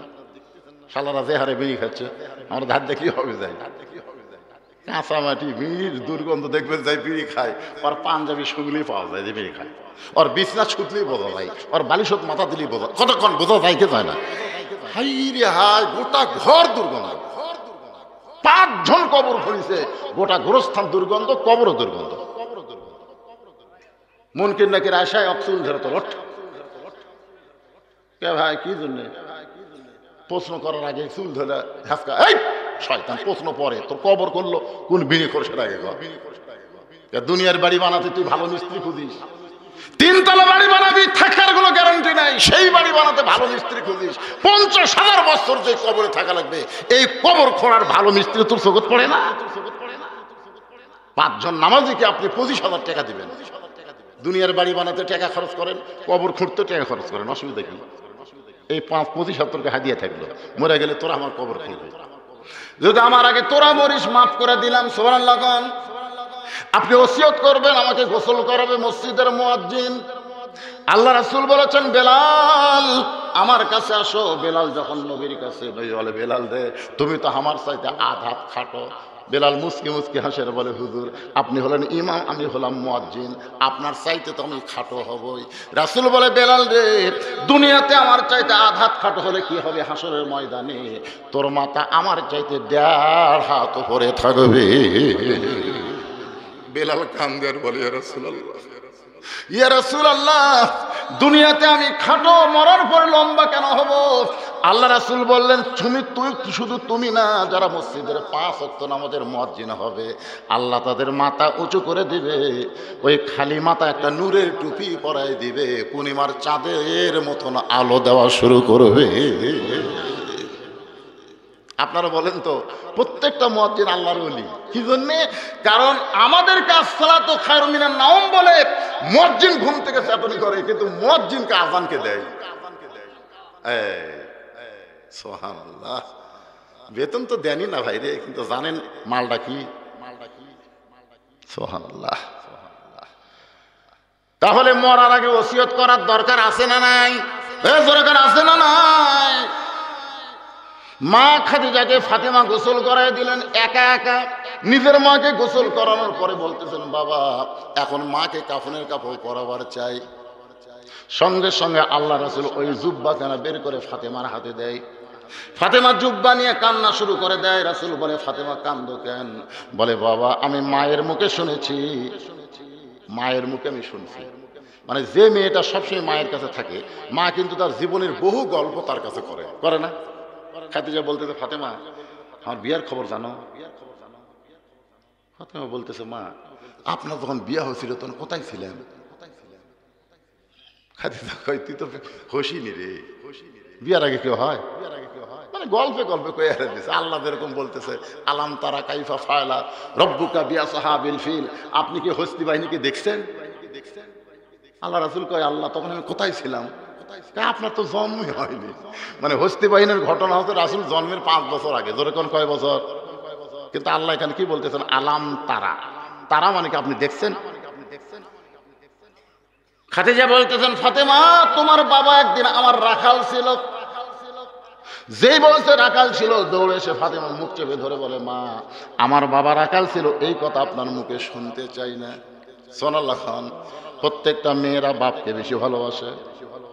খোঁজলে দেখবেন ছেলেরা মাকে বেশি ভালোবাসে আর মেয়েরা বাবাকে বেশি ভালোবাসে। সেই বাবা ছেলেকে সব জমি দেয় আর মেয়েকে ফাঁকি দিবার চায়। এরকম হাজি আছে না নাই? আমি এক হাজির অনুষ্ঠানে দোয়া করবো, কেবল দোয়া করবো। ইতিমধ্যে একদম খাড়াই বলতেছে, হুজুর দোয়া করার আগে গত রোববারে হাজি সাহেব কি করছে সেটা শোনো। আমি কেন হাজি সাহেব, তখন হাজি হয়নি, হজ করে যাচ্ছে, কি করছে? না হুজুর আমি কোনো ফেতনা থইনি, সব গন্ডগোল মিটে দিচ্ছি। তাই কিসের ফেতনা, কিসের গন্ডগোল? জমা জমি সব দৃষ্টি করে দিছি হুজুর, যদি ঘুরে আসবার না পারি। এই জন্য আমি কিভাবে দিলেন? বলে জমি আসলো 22 বিঘা, ছেলে দিছি 20 বিঘা, মেয়েকে 1 বিঘা দিছি, আর বইয়ের নামে 1 বিঘা থুছি। হুজুর কাকু আমি ঠকাইনি হুজুর, ছেলে 20 বিঘা দিছে, মেয়েকে 1 বিঘা দিছে। তা কোন জমি দিছে? যে জমি আবাদ হয় না ওই জমি মেয়েকে দিছে, আর বইয়ের নামে 1 বিঘা থছে। কাকু ঠকাইনি হুজুর। আপনি বলেন তো, আল্লাহর ফারাইজকে অস্বীকার করে নিজেই বেঁটে দিয়ে হজ করবার গেছে, ওর গায়ের সাথে তার গাও লাগবি, ওর হজ হবে? কোরআনের ফরজ অস্বীকার করে নিজে নিজে সম্পদ বন্টন করে হজ করার যাচ্ছে। আল্লাহ যদি ফিরা না আনে, তোর মতন শয়তানকে আল্লাহ ওটি মিথ্যে দিবি? এইরকম বাপ আছে না নাই? যেরকম আছে না নাই? হয়তো আপনাদের এলাকায় নাই। মেয়ে যা পাবে ছেলে তার ডবল পাবে, মেয়ে ছেলে যা পাবে মেয়ে তার অর্ধেক পাবে। আল্লাহ কোরআন কারিমের মধ্যে বন্টন করে দিয়েছে। সাল্লাল্লাহু আলাইহি। মেয়েরা বাপকে বেশি ভালোবাসে। মায়ের মুখটা ধরে বলতেছে, মা আমার বাবা রাখাল ছিল, এই কথা কেমনে বলেন? খাদিজা বলে, রে ফাতেমা আমি মক্কার সবচাইতে ধনবতী ছিলাম, আর তোমার বাবা আমার বাড়িতে রাখালি করত। একদিন দুপুর বেলায় দিকে সব রাখাল ঘুম পাড়তেছে। আমি রাখালের সর্দারকে ডাক দিয়ে বললাম, কে রে? হাজার হাজার উর্দুম্বা বাদ দিয়ে তোমরা দুপুরবেলা ঘরে আরাম করো। তার মানে রাখালের সর্দার বলে, মালকিন আপনি জানেন না, কপাল গুনে এমন একটা রাখাল পাছি, ওই রাখাল উর্দুম্বারে যা কয় তাই শোনে। যদি খায় খাওয়া বন্ধ, সঙ্গে সঙ্গে খাওয়া বন্ধ করে দেয়। একটা রাখাল দিয়ে আপনার হাজার হাজার উর্দুম্বা যদি চড়ানো হয়, তাহলে খামাখা আমরা কি করব? খাদিজা বলতেছে, রে রাখালের সর্দার এমন গাঁজা করে গল্প কেমনি করতেছ? জন্তু জানোয়ার কোনোদিন রাখালের কথা শুনতে পারে না। রাখালের সর্দার মানে বিশ্বাস যদি না হয় তাহলে আপনি তদন্ত করে দেখেন। খাদিজা তদন্ত করতে গিয়ে দেখে কঠিন রোদের ভিতরে বালু পোড়া গন্ধ পাওয়া যায়, পাহাড় পোড়া গন্ধ আসে, কিন্তু রাখালের মাথায় কে যেন একটা ছাতা ধরেছে।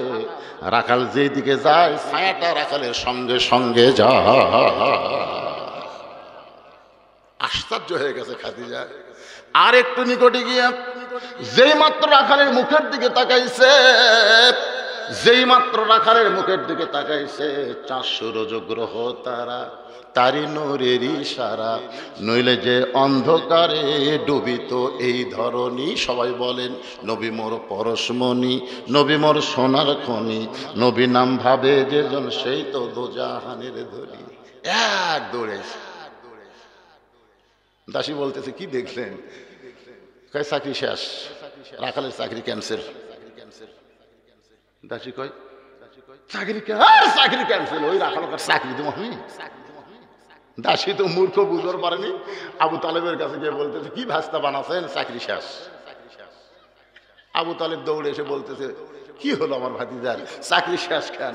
বলে রাখাল থেকে চাকরি বাদ দিয়ে আমার স্বামী বানাবার চাই। ধরে কোন সুবহানাল্লাহ।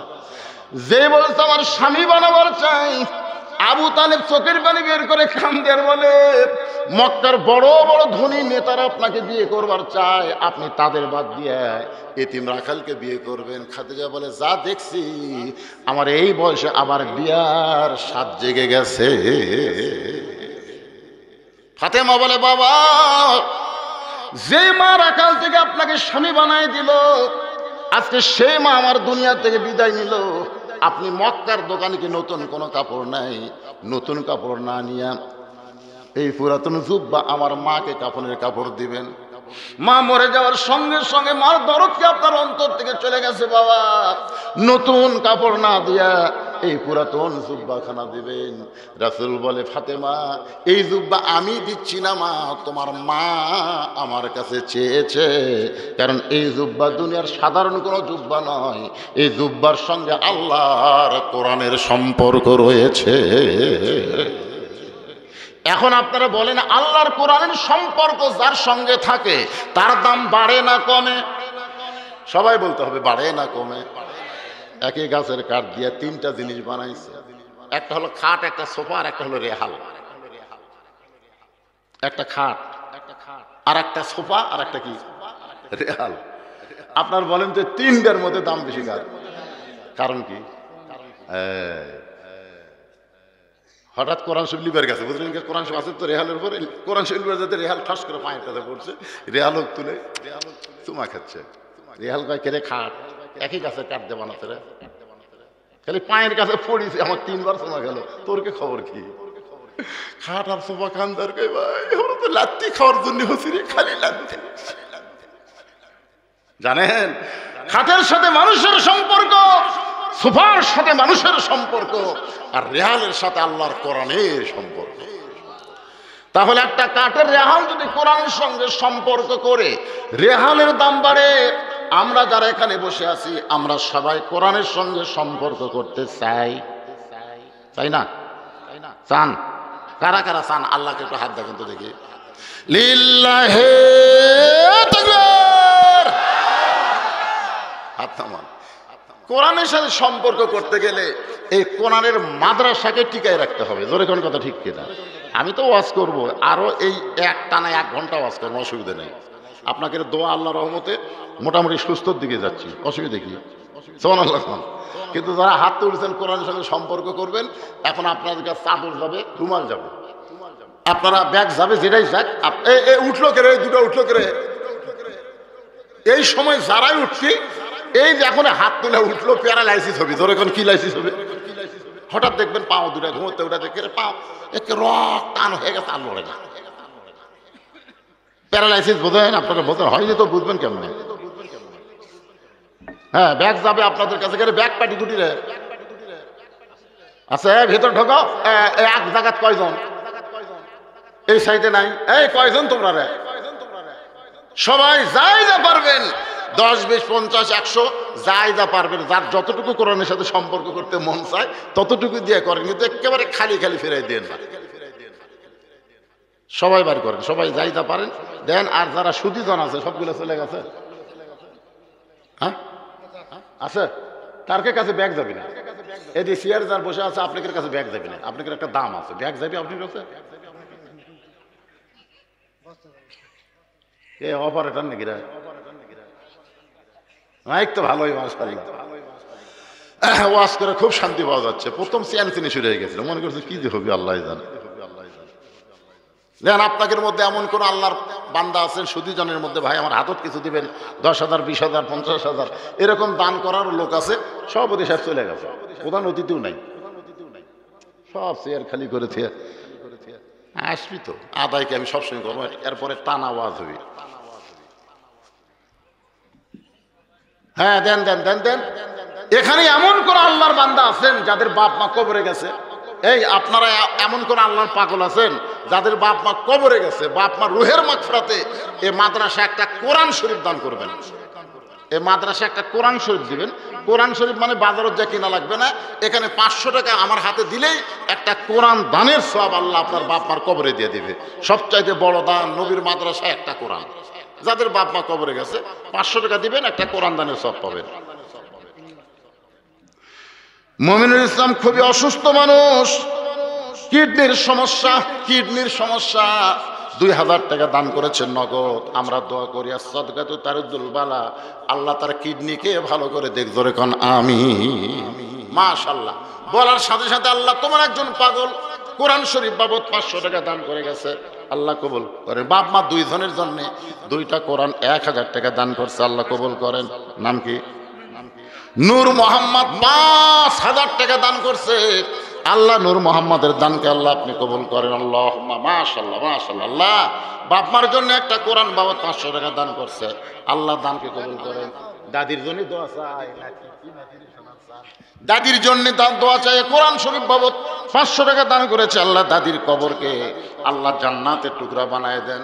একজন বাপজান আমার 500 টাকা একটা কোরআন শরীফ নবীর মাদ্রাসায় দান করে দিল, আল্লাহ বাপ মার কবরকে জান্নাতের টুকরা বানায় দেন। আল্লাহুম্মা আমিন। কবুল করো কবুল করো। ভাইজান ওঠা বসা করবেন না, ওয়াজ করবো তো, উঠবেন কেন? দান না দেন না দেন, আপনার টাকা না হলে মাদ্রাসা চলবে, অসুবিধা নেই, কিন্তু ওঠা বসা করেন না। মরার ওয়াজটা শুনেন, মরাই লাগবে রে ভাই। দৌড়াচ্ছেন কোন জায়গায়? বাড়ির যাওয়ার আগে আজরাইল খাড়া হবি রে। মাশাআল্লাহ, আল্লাহ তোমার আর একজন পাগল কোরআন শরীফ বাবদ কে? আইজা রহমান কোরআন শরীফ বাবদ 500 টাকা দান করছে, আল্লাহ কবুল করেন। কত আছে বাবা? মাশাআল্লাহ।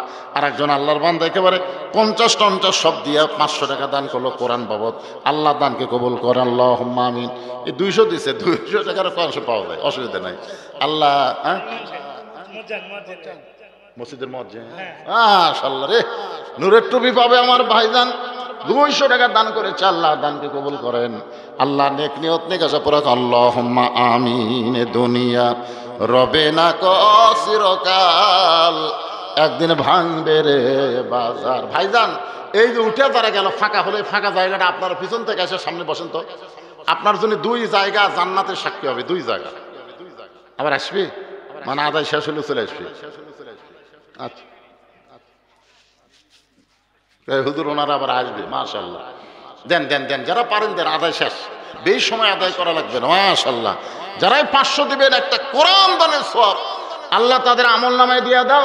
বাপ্পা যদি কবরে যায়, বাপ্পার কবরকে জান্নাতের টুকরা বানাও। বাবা কান্দে, মা কান্দে, কবরেতে শুয়া, দেখলে না রে দরদের বেটা একবারও আসিয়া।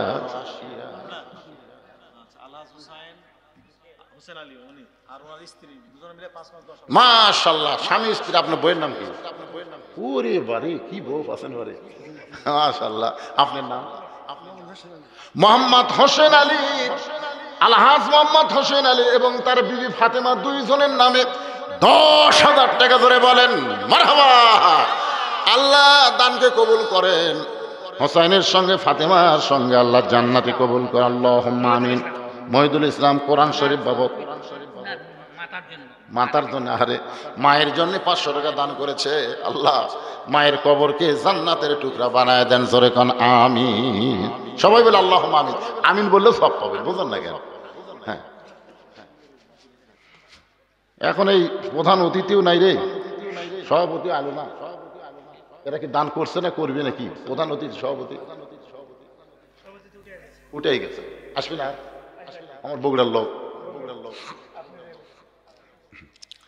সবাই একটু জিকির করেন, লা ইলাহা ইল্লাল্লাহ, লা ইলাহা ইল্লাল্লাহ, লা ইলাহা। এই বাবা, এই মায়েদের মধ্যে ব্যাগ গেছে, মায়ের মধ্যে গেছে, মায়ের আপনাকে ওয়াজ আজকে বেশি ফেরানোর সাথে সাথে করা যাবে না, সালাম ফেরাই মোনাজাত করা যাবে না। সালাম ফেরাইলে নামাজ শেষ হয়ে যায়, মোনাজাত নামাজের অংশ না। আপনি যদি করেন অসুবিধা কি? বাবা মায়ের জন্য কোরআন শরীফ বাবদ 500 টাকা দান করছে, আল্লাহ দানকে কবুল করেন, আল্লাহ নেক নিয়ত নেক আশা করা আল্লাহুম্মা আমিন। হ্যাঁ, যারাই দান করবেন এখন করেন, আমি আবার ওয়াজের দিকে চলে যাব। লম্বা টাইম আদায় করা যাবে না, আদায়ের ভিতরে আদায় হচ্ছে না ভাই, কেঙ্গা আদায় হচ্ছে রে, কিলে দিলে কি আলকাতার খবর কি? আলহামদুলিল্লাহ কথা দেখ, আলহামদুলিল্লাহ। এই যে সিআরবি সাহেব ওবায়দুল হক সাহেব প্রধান অতিথি, মাদ্রাসার সভাপতি, ওই রকম এক একটা লোক থাকলি কি কোন চলবি না মাদ্রাসা ইনশাল্লাহ। কিন্তু এই সময় ট্রেজত নাই, বুঝে ফেল দিছে যে আদায়ের পরে আবার আসবি, মোনাজাতের সময় আসুক, যখন আসুক ছাড় নেই। 2-4 জন দিলেই মাদ্রাসা চলবে, কি কোন চলবে না ইনশাআল্লাহ। তারপরে আপনারা তো সবাই দানে অংশগ্রহণ করছেন, একটু মহব্বতে জিকিরের পরে আবার আলোচনা শুরু। লা ইলাহা ইল্লাল্লাহ, লা ইলাহা ইল্লাল্লাহু ইল্লাল্লাহ, ইল্লাল্লাহু ইল্লাল্লাহ, লা ইলাহা ইল্লাল্লাহ, লা ইলাহা লা ইলাহা ইল্লাল্লাহু মুহাম্মাদুর রাসূলুল্লাহ সাল্লাল্লাহু আলাইহি সাল্লাম।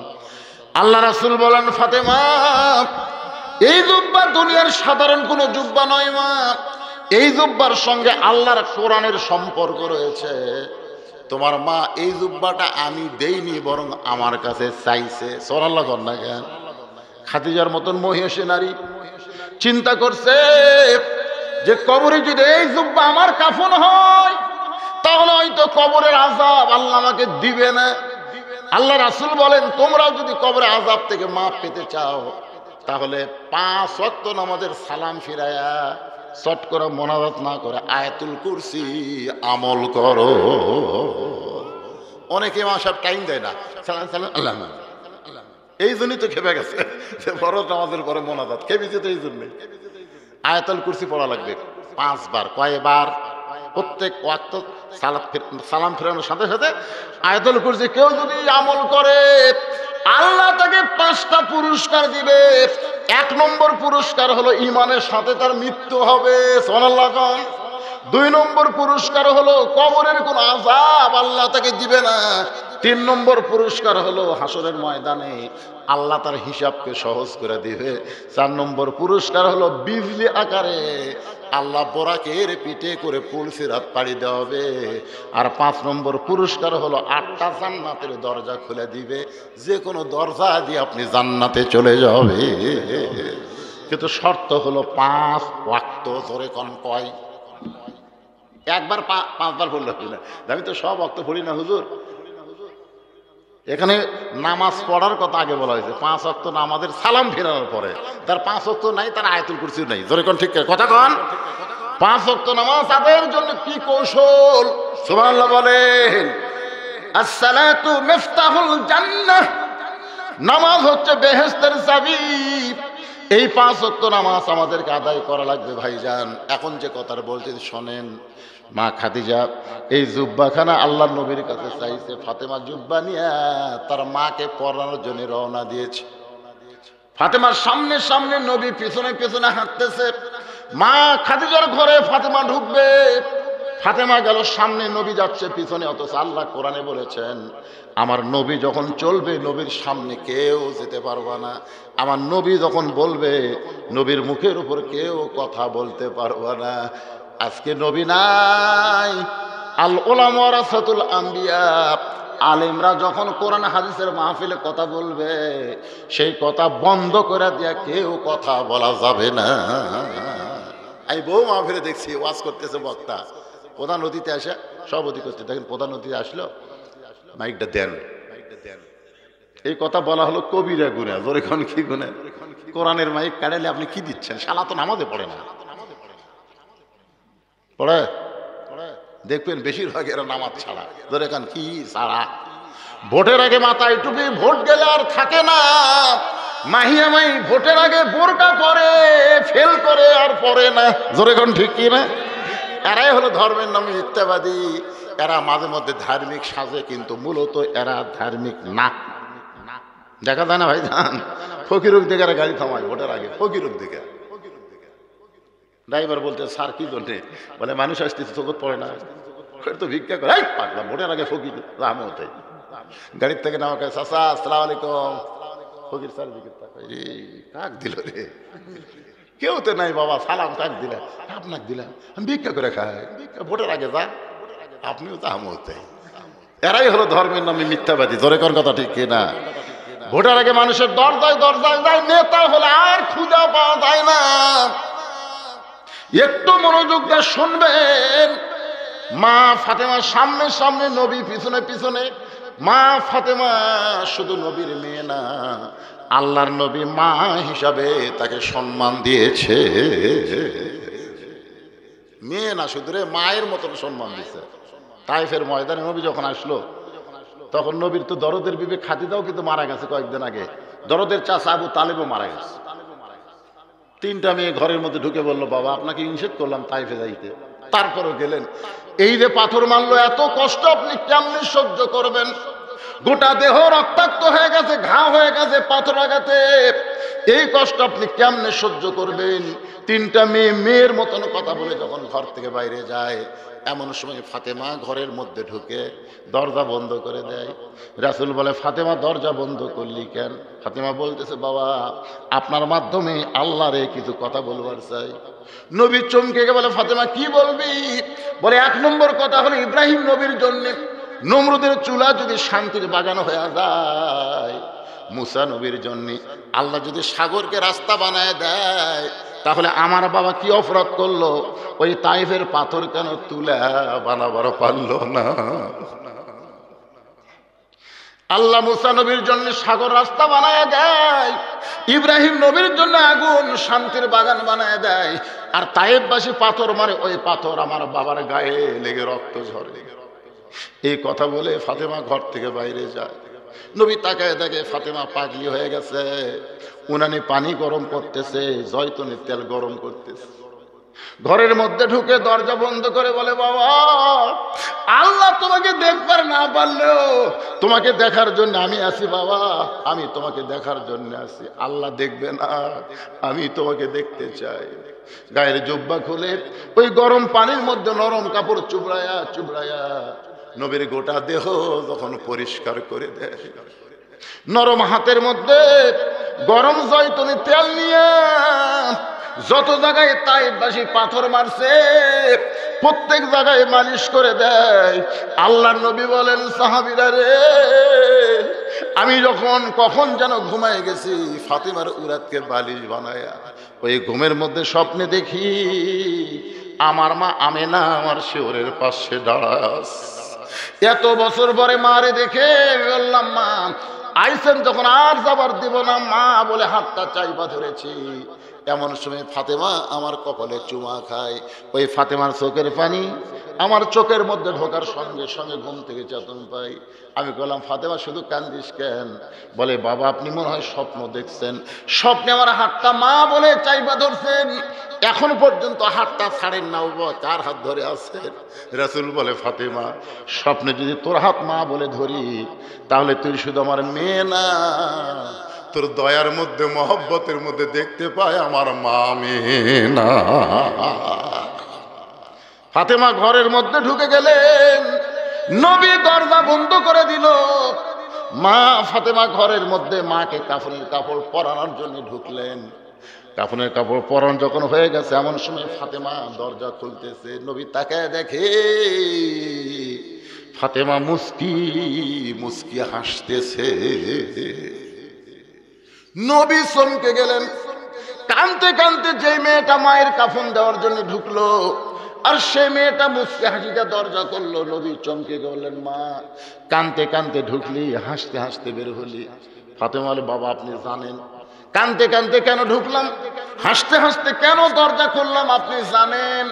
আল্লাহ রাসূল বলে, ফাতেমা তুই কানতে কানতে ঢুকলি আমি জানি, কারণ মেয়ে তার মাকে কাফনের কাপড় পরাবে, অবশ্যই কানবে, কিন্তু হাসতে হাসতে দরজা খুললি আমি জানি না। এই কথার দ্বারা বোঝা গেল আমাদের নবী আগাম জাহানে। আগাম আগাম জানে, অনেক এক লোক বলতেছে আগাম জানলে খুব লাভ আছে, এটা বুঝানোর জন্য বলতেছি। দরবেশের কাছে কাছে পীর সাহেবের কাছে গিয়ে বলতেছে হুজুর এমন কিছু আমল দেন তো আগাম জানা জানতে পারি। একটা আমল দিছে ওই আগাম জানে। আর এক মুরগি মরবি বুঝলেন 3 দিন পর। কি মরবি?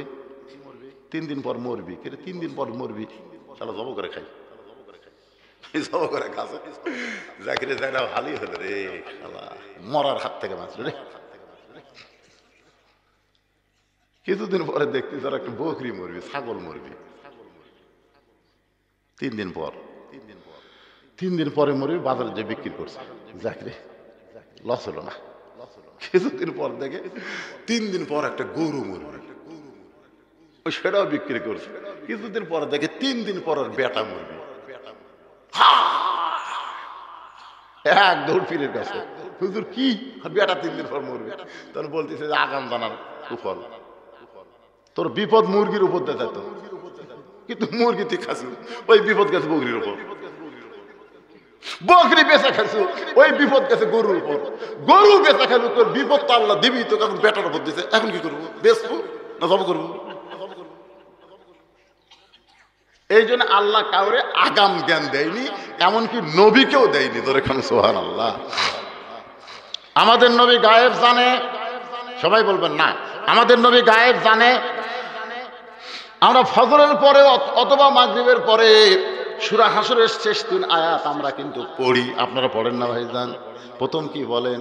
হুয়াল্লাহুল্লাযী, পড়েন হুয়াল্লাহুল্লাযী লা ইলাহা ইল্লাহু আলিমুল গায়বি ওয়াশ শাহাদাতি হুয়ার রহমানুর রহিম। নবী বললেন ফাতেমা তুমি হাসতে হাসতে দরজা খুললা আমি জানি না। ফাতেমা বলে বাবা যদি না জানেন তাহলে শোনেন, আমি যখন আপনার জুব্বা আমার মাকে পরাবার গেছি, আমি যখন আপনার ওই জুব্বাটা আমার মাকে পরাবার গেছি, ইয়ানজুরু বিনুরিল্লাহ, আমি তখন নূরের চোখ দিয়ে তাকাই দেখি আমার মায়ের শরীরে আল্লাহ জান্নাতের পোশাক পরায়া দিছে। যেই বলছে আমি তাকাই দেখি আমার মায়ের শরীরে আল্লাহ জান্নাতের পোশাক পরায় দিছে, সঙ্গে সঙ্গে নবী দরজায় বসে কান্না শুরু করে দিলেন। ফাতেমা বলে বাবা আমার মায়ের শরীরে জান্নাতের পোশাকের কথা শুনে আপনি কান্দেন কেন? রাসূল বলে ফাতেমা এই কান্না দুঃখের কান্না নয় মা, এই কান্না হলো আমার আনন্দের কান্না। যখন আল্লাহ আমাকে নবুয়ত দিল, আমি যখন নবী হলাম, আমি মনে মনে চিন্তা করতেছিলাম আমারে কে নবী মানবে, আমাকে কে নবী বলে স্বীকার করবে। ফাতেমা রে এই চিন্তা দূর করেছে তোমার মা। পৃথিবীর সর্বপ্রথম তোমার মা আমাকে নবী স্বীকার করে আমার কাছে কলমার ঈমান নিয়েছে। বিবি হয়ে স্বামীকে নবী বিশ্বাস করা, সুবহানাল্লাহ। এটা যেমন তেমন স্বামী না রে। 38 বছর ওয়াজ করছে, 38। এখন মন্দ আর বউ আমাকে হুজুর কয়নি, এখনো কয়নি। বহুদিন কই দেখি জনগণের মুখে হুজুর শুনি গো তুমি একটু হুজুর কত কেমন লাগে, খালি হাসে। হুজুর কও তো দেখি তোমার মুখে কেমন লাগে। হুজুর জনগণ আপনাকে চিনে না, এই জন্য হুজুর কয়। আমি চিনি আপনি মাল ডাকি। হুজুর হয় এত সহজ না। আসলে নিজের বইয়ের কাছে, নিজের মায়ের কাছে আর গ্রামের কাছে হুজুর হওয়া যায় না। কথা কন না কেন? আমি যদি এখান থেকে যাই বলি 2 ঘন্টা ওয়াজ করনো পারে, লোকজন উঠলো না, তুমি 5 মিনিট একটু ওয়াজ শোনো তো। টিভি খোলেন তো, ভাক্কা বাদ দেন তো, টিভি খোলেন। আপনার ওয়াজ শোনার টাইম হওয়ার আছে। কিন্তু সর্বপ্রথম নবীকে নবী বলে স্বীকার করেছে তার বিবি। এই জন্যেই নবীর ভিতরও যা বাহিরেও তাই। আল্লাহ বলেছেন যদি তোমরা বাঁচবার চাও, সফলতা চাও, এ দুনিয়ার পেনশন এটার পিছনে চামচাগিরি না করে, লাকাদ কানা লাকুম ফি রাসূলিল্লাহি উসওয়াতুন হাসানাহ, সুবহানাল্লাহ। সফলতা যদি পাওয়ার চাও তাহলে বিশ্ব নবীর আদর্শ গ্রহণ করে তাকে বিশ্ব নেতা হিসাবে স্বীকার করো। ধরে কোন কথা ঠিক কি না? এবার একটা স্লোগান দেওয়া লাগবে, গলা খাকারে দেন, আমার নেতা তোমার নেতা। এ তো মেম্বার স্লোগান হলো রে, এতগুলো মরদ মানুষ। আপনারা, আমি নাই অসুস্থ ভাই, আপনারা কি অসুস্থ? গলা ছাড়া একটা স্লোগান দেন, বিশ্ব নবীর সুপারিশ পাবেন, আল্লাহ তাআলা জান্নাত দিয়ে দিবে। আমার নেতা তোমার নেতা, লিল্লাহে তাকবীর। আল্লাহ রাসূল বলেন, খাদিজা রে, ফাতেমা রে, সর্বপ্রথম আমাকে নবী বলে স্বীকার করেছে তোমার মা। আমার মনে হয় এই ঈমান গ্রহণ করার বদৌলতে, আমাকে নবী স্বীকার করার বদৌলতে আল্লাহ জান্নাতের পোশাক দিয়েছে। নবী নিজের হাতে খাদিজাকে কবরের ঘরে নামায় দিচ্ছেন, চোখ দিয়ে দরদর করে পানি পড়তেছে। সবার চোখ ফাঁকি দিল, একজনের চোখ ফাঁকি পড়ে নাই, তার নাম হলো আবু বকর। ইয়া রাসূলুল্লাহ, আপনি যদি এমন করে কাঁদেন তাহলে আমরা কেমনি সহ্য করব? রাসূল বলে, আবু বকর রে, যে মহিষী নারীকে আমি কবরের মধ্যে নামাইতেছি, তিনি শুধু আমার বিবি ছিল না, তিনি হলেন আমার দরদ। যতদিন মা খাদিজা জীবিত ছিলেন ততদিন রাসূল দ্বিতীয় বিয়ে করছে। সবাই বলেন না, আরো ধরে বলেন। আপনারা বলেন তো, মা খাদিজা কত বছর বয়সে দুনিয়া থেকে গেছে? তখন নবীর বয়স কত ছিল? 65 বছর বয়সে মা খাদিজা দুনিয়া থেকে বিদায় নিছে। তখন নবীর বয়স হলো 50 বছর। বহুদিন খাদিজা বলেছে, হুজুর আরেকটা বিয়ে করেন, আরেকটা বিয়ে করেন হুজুর, আপনি জুয়ান মানুষ আর আমি বুড়ি মানুষ। আল্লাহ রাসূল খাদিজার কপালে চুমা দেখায়, আপনি খালি আমার বউ হলে আরেকটা বিয়ে করতাম, কিন্তু আপনি আমার দরদ, আপনি থাকা অবস্থায় আরেকটা কর্ম। আর এই শালা শয়তান আসাদ নূর কয় আমাকে নবী নাকি কাম ভাব বেশি, এই জন্য বিয়া করছে বেশি।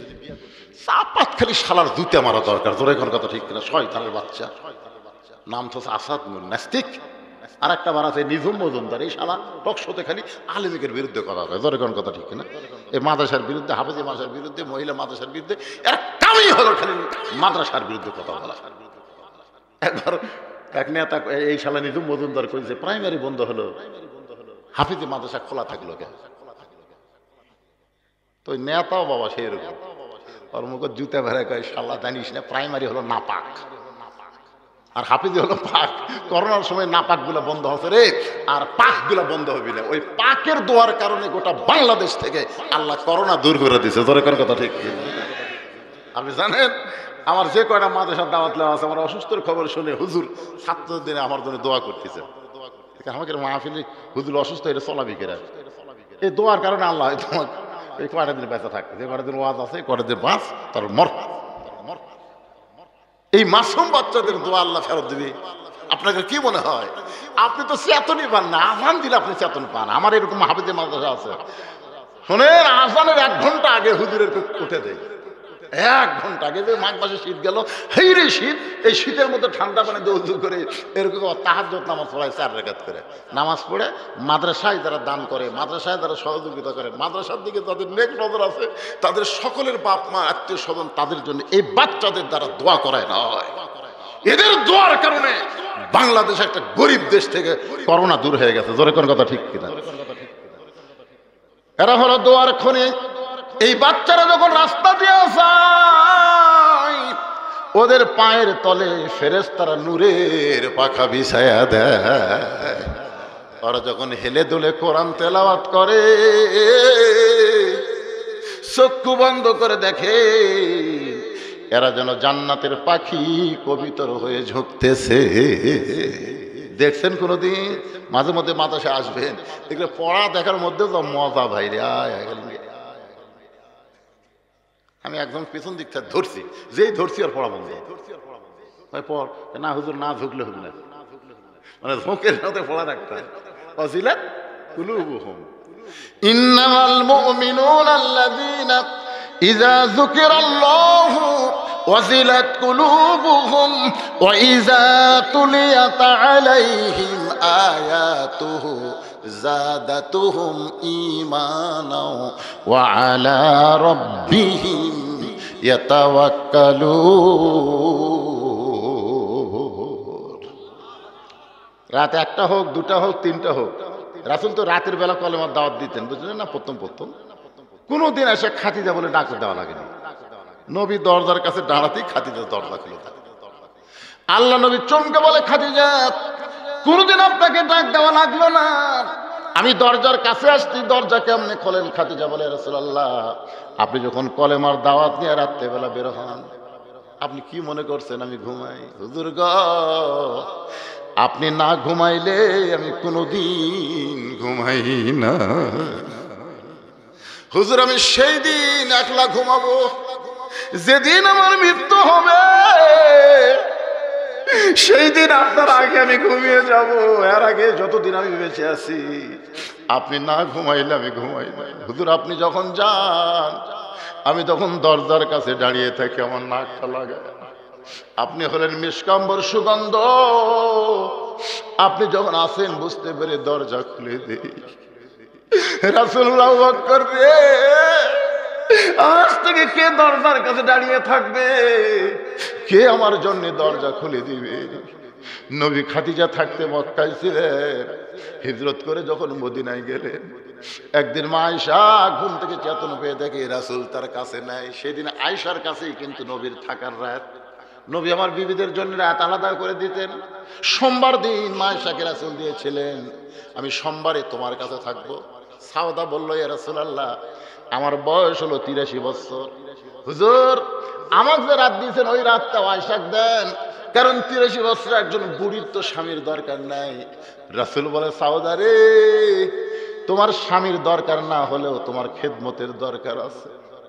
রাসূল প্রত্যেক দিন সাউদার ঘরে ঢুকতেন, ঠিক মতো গায়ে কাপড় আছে কিনা, মাথার তলে বালিশ আছে কিনা, এগুলো সব খেদমত করতেন।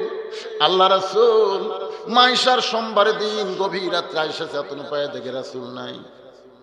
মিন শাররিল ওয়াসওয়াসিল খান্নাস, মনের মধ্যে শয়তান ওয়াসওয়াসা দিছে, নবী হয়তো অন্য বিবির ঘরে গেছে।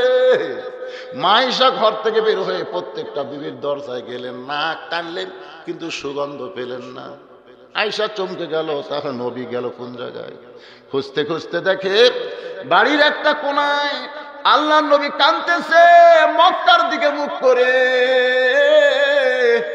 আর মাঝে মধ্যে বলতেছে, খাদিজা রে, হিজরত করে মদিনায় চলে আসলাম, আপনার কবরের পাশে আমি দাঁড়াবারও পারি না, আপনি আমার ছাড়া কোনোদিন ঘুমান না, কবরে কেমন আছেন এই বলে কাঁদতেছে।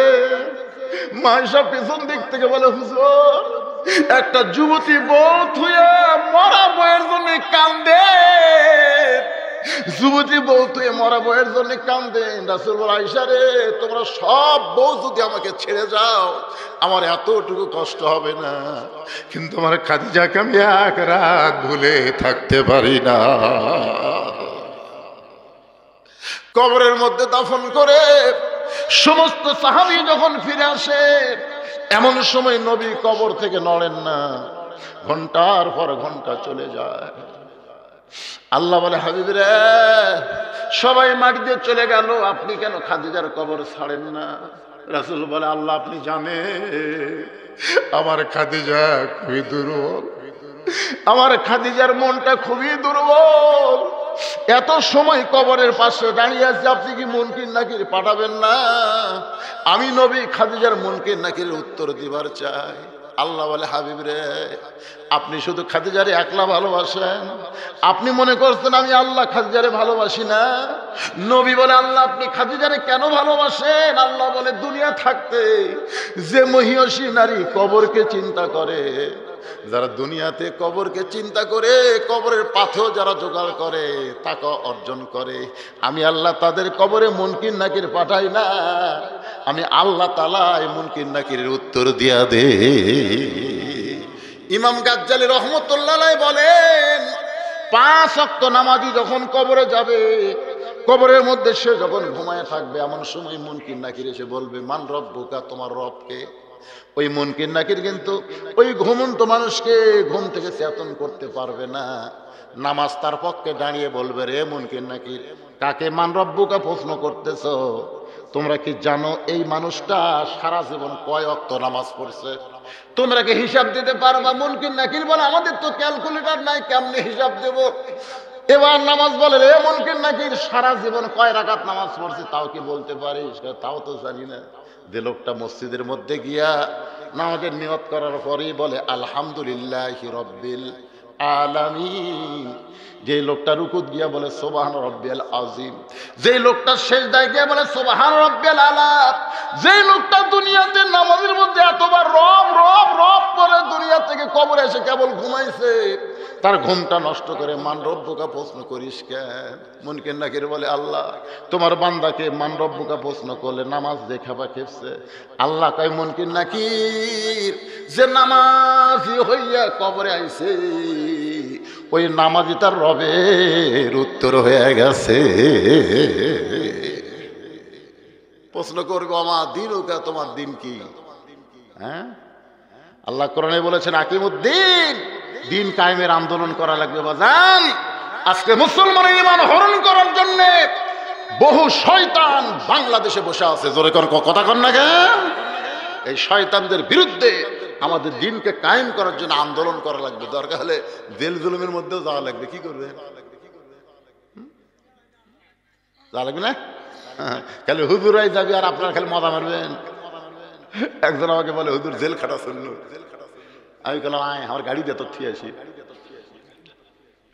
এক মাস জেলত থাকলে বোক মাও কবুরে শয়তান। মানে হুজুরা খাটটি সুন্নত, বুঝেন না? আকিমুদ্দিন, যারা দিন কায়েমের আন্দোলন করে, মান সাল্লাল্লাহু তাআলা আশ-শাহাদাতা বিসিদকিন বাল্লাগাহুল্লাহু মানাজিল আশ-শুহাদা আই মাতা আলা ফিরাশিহি, রাওয়াহুল বুখারী, রাওয়াহুল বুখারী কিতাবুল মাগাজি। ইসলামে আন্দোলন করে বাংলাদেশে কোরআন দিয়ে চলুক, শয়তানের আইন না মানে কোরআনের আইন মানবো, এই নিয়তে যারা আল্লাহর আন্দোলন করে, যখন কবরে যাবে দিন কায়েমের আন্দোলন বলবে সারা জীবন আমার জন্য কত কষ্ট করছে, তাকে আবার প্রশ্ন করা লাগবে। আল্লাহ বলবে যারা ইসলামে আন্দোলন আছে তার 2 নম্বর উত্তর হয়ে গেছে। জোরে কোন সুবহানাল্লাহ। 3 নম্বর প্রশ্ন করবে, আমার নাবিউকা, তোমার নবীকে? নবী দূর থেকে দৌড়ে এসে বলবে, এই মুনকির নাকির, কাক নবী সম্পর্কে প্রশ্ন করতেছিস? আর মুখের দিকে তাকা। এই দাড়ি থার জন্য কত পুলিশ ধরছে জানিস? এই দাড়ি থার জন্য বিএমবি জঙ্গি করছে। এই দাড়ি থার জন্য যুবক মানুষ চাচা করে ডাকছে। সুবহানাল্লাহ কন না কেন? এক মেয়ে আমার কয়, হুজুর আমার স্বামী এত সুন্দর, আমি যখন স্বামী নিয়ে বাইরে যাই মেয়েরা খেলে আমার স্বামীর দিকে তাকা থাকে, একটু দোয়া করেন তো হুজুর। আমি বললাম, মা দোয়া দিয়া তোমার স্বামীর থেকে মেয়ের চোখ ফিরেন যাবি না। তো কি করা লাগবে? তোমার স্বামীর চাচা বানাও। যেই করছি চাচা বানাও, তখন বলছি হুজুর আপনি একটা আলে মানুষ। এই পাগলা, আমি কি চাচা কবার করছি? চাচা বানাবার করছি। চাচা কিভাবে বানাবো হুজুর? দাড়ি থার ব্যবস্থা করো। হাত পাও ধরে স্বামীর দাড়ি তো আছে, এখন দাড়ি চালাঙ্গুলো হবে। ওই মেয়ে আমার একদিন মোবাইল করে, হুজুর আলহামদুলিল্লাহ হুজুর, আমার স্বামী গিলা ঘুরি, কোনো মেয়ে আমার স্বামীর দিকে তাকায় না। 2-1 তাকে সালাম দেখে, চাচা কেমন আছে? তখন চাচা কয়ে তার কলিজা শান্তি হয়, যাক চাচার সাথে কোনো খারাপই হবি না। বলে কোন কথা ঠিক? অনেক বাপ দাড়ি চাচা, তাক জনগণ ভাই কয়, বেটা দাড়ি থুছে তাক চাচা কয়, কয় না ভাই? কয় না? এই সুন্নত দাড়ি নিয়ে যারা কবরে যাবে, রাসূল বলবো আমার সুন্নত নিয়ে যে কবরে আইসে, ও আমার নবী বলার আগে আমি নবী তাকে উম্মত বলে স্বীকার করে নিলাম। আল্লাহ পাক আমাদের সকলকে আলোচনা মোতাবেক আমল করার তৌফিক দান করুক। সকলে বলে আমিন। আমার জন্য সকলে দোয়া করবেন, অসুস্থ মানুষ, আপনাদের জন্য আমি দোয়া করব ইনশাআল্লাহ। আস্তাগফিরুল্লাহ الذي لا اله الا هو الحي القيوم واتوب اليه لا حول ولا قوه الا بالله العلي العظيم اللهم امين اللهم انت السلام ومنك السلام تباركت يا ذا الجلال والاكرام। আয় আল্লাহ, মাগরিবের নামাজের পর থেকে সোয়া 12টা পর্যন্ত দীর্ঘ সময় তোমার বান্দারা বাড়িঘর ছেড়ে জান্নাতের বাগানে বসে আখেরি মোনাজাতে আমার সঙ্গে দোকানে হাত তুলে আমিন আমিন করতেছে। আল্লাহ মেহেরবানি করে আজকের মাহফিল আমাদের সকলের হেদায়েতের জন্য, নাজাতের জন্য, জান্নাতের জন্য কবুল করে নেন। এই মাহফিলের শুরু থেকে শেষ পর্যন্ত যতটুকু আলোচনা হয়েছে আল্লাহ এর মধ্যে যদি ত্রুটি হয়, ভুল হয়, মাফ করে দেন। এর যে হাদিয়া মঞ্জুর করেন সোনার মদিনায় নবী পাকেরাও যা মুবারকে আল্লাহ কবুল করে নেন। তামাম আম্বিয়ায়ে কেরাম, আসহাবে কেরাম, তামাম পৃথিবীর মাটির নিচে যত মুমিন মুমিনা শুয়ে আছে আল্লাহ সকলের কবরে হাদিয়া কবুল করেন। আল্লাহ তাআলা এই গ্রামে গোরস্থানে যত মুর্দা শুয়ে আছে আল্লাহ, আমরা যারা হাত তুলেছি, আমাদের জনম দুঃখনী মা বাবা যাদের কবরে গেছে, বাপ মার জন্য দোয়া করার কথা আল্লাহ কোরআনেও বলেছে। সবাই বলেন রব্বির হামহুমা কামা রব্বায়ানি সগীরা। আল্লাহ মা বাবা যাদের কবরে গেছে, মেহেরবানি করে মা বাবার কবরকে জান্নাতের টুকরা বানিয়ে দাও। আমাদের দাদা দাদি নানান আত্মীয় স্বজনকে আল্লাহ তুমি কবুল করে নাও। হে আল্লাহ, আজকের জান্নাতের বাগানে বসে যারা দান করেছে, অল্প হোক বেশি হোক, আবার ঘরের মধ্যেও যারা দান করেছে, এই মাদ্রাসাকে মহব্বত যারা করে, মাদ্রাসার হিতাকাঙ্ক্ষী আল্লাহ সকলকেই জান্নাতি কবুল করে নাও। আজকের মাহফিলের সম্মানিত সভাপতি, আজকের মাহফিলের সম্মানিত প্রধান অতিথি, আজকের মাহফিলের সুধী জানা আলেম ওলামা, হাফেজ কারি, ইমাম মুয়াজ্জিন, হাজী সাহেব, আল্লাহ মুরব্বী, যুবক, ওসি কাসা, পর্দার অন্তরালের মা বোনেরা আল্লাহ সকলকেই কবুল করে নেয়। আমি অসুস্থ, আমার মতো যারা অসুস্থ আছে আল্লাহ, এখানে একজন দান করেছে তার কিডনি সমস্যা, আল্লাহ অসুস্থগুলোকে আপনি সুস্থ করে দেন।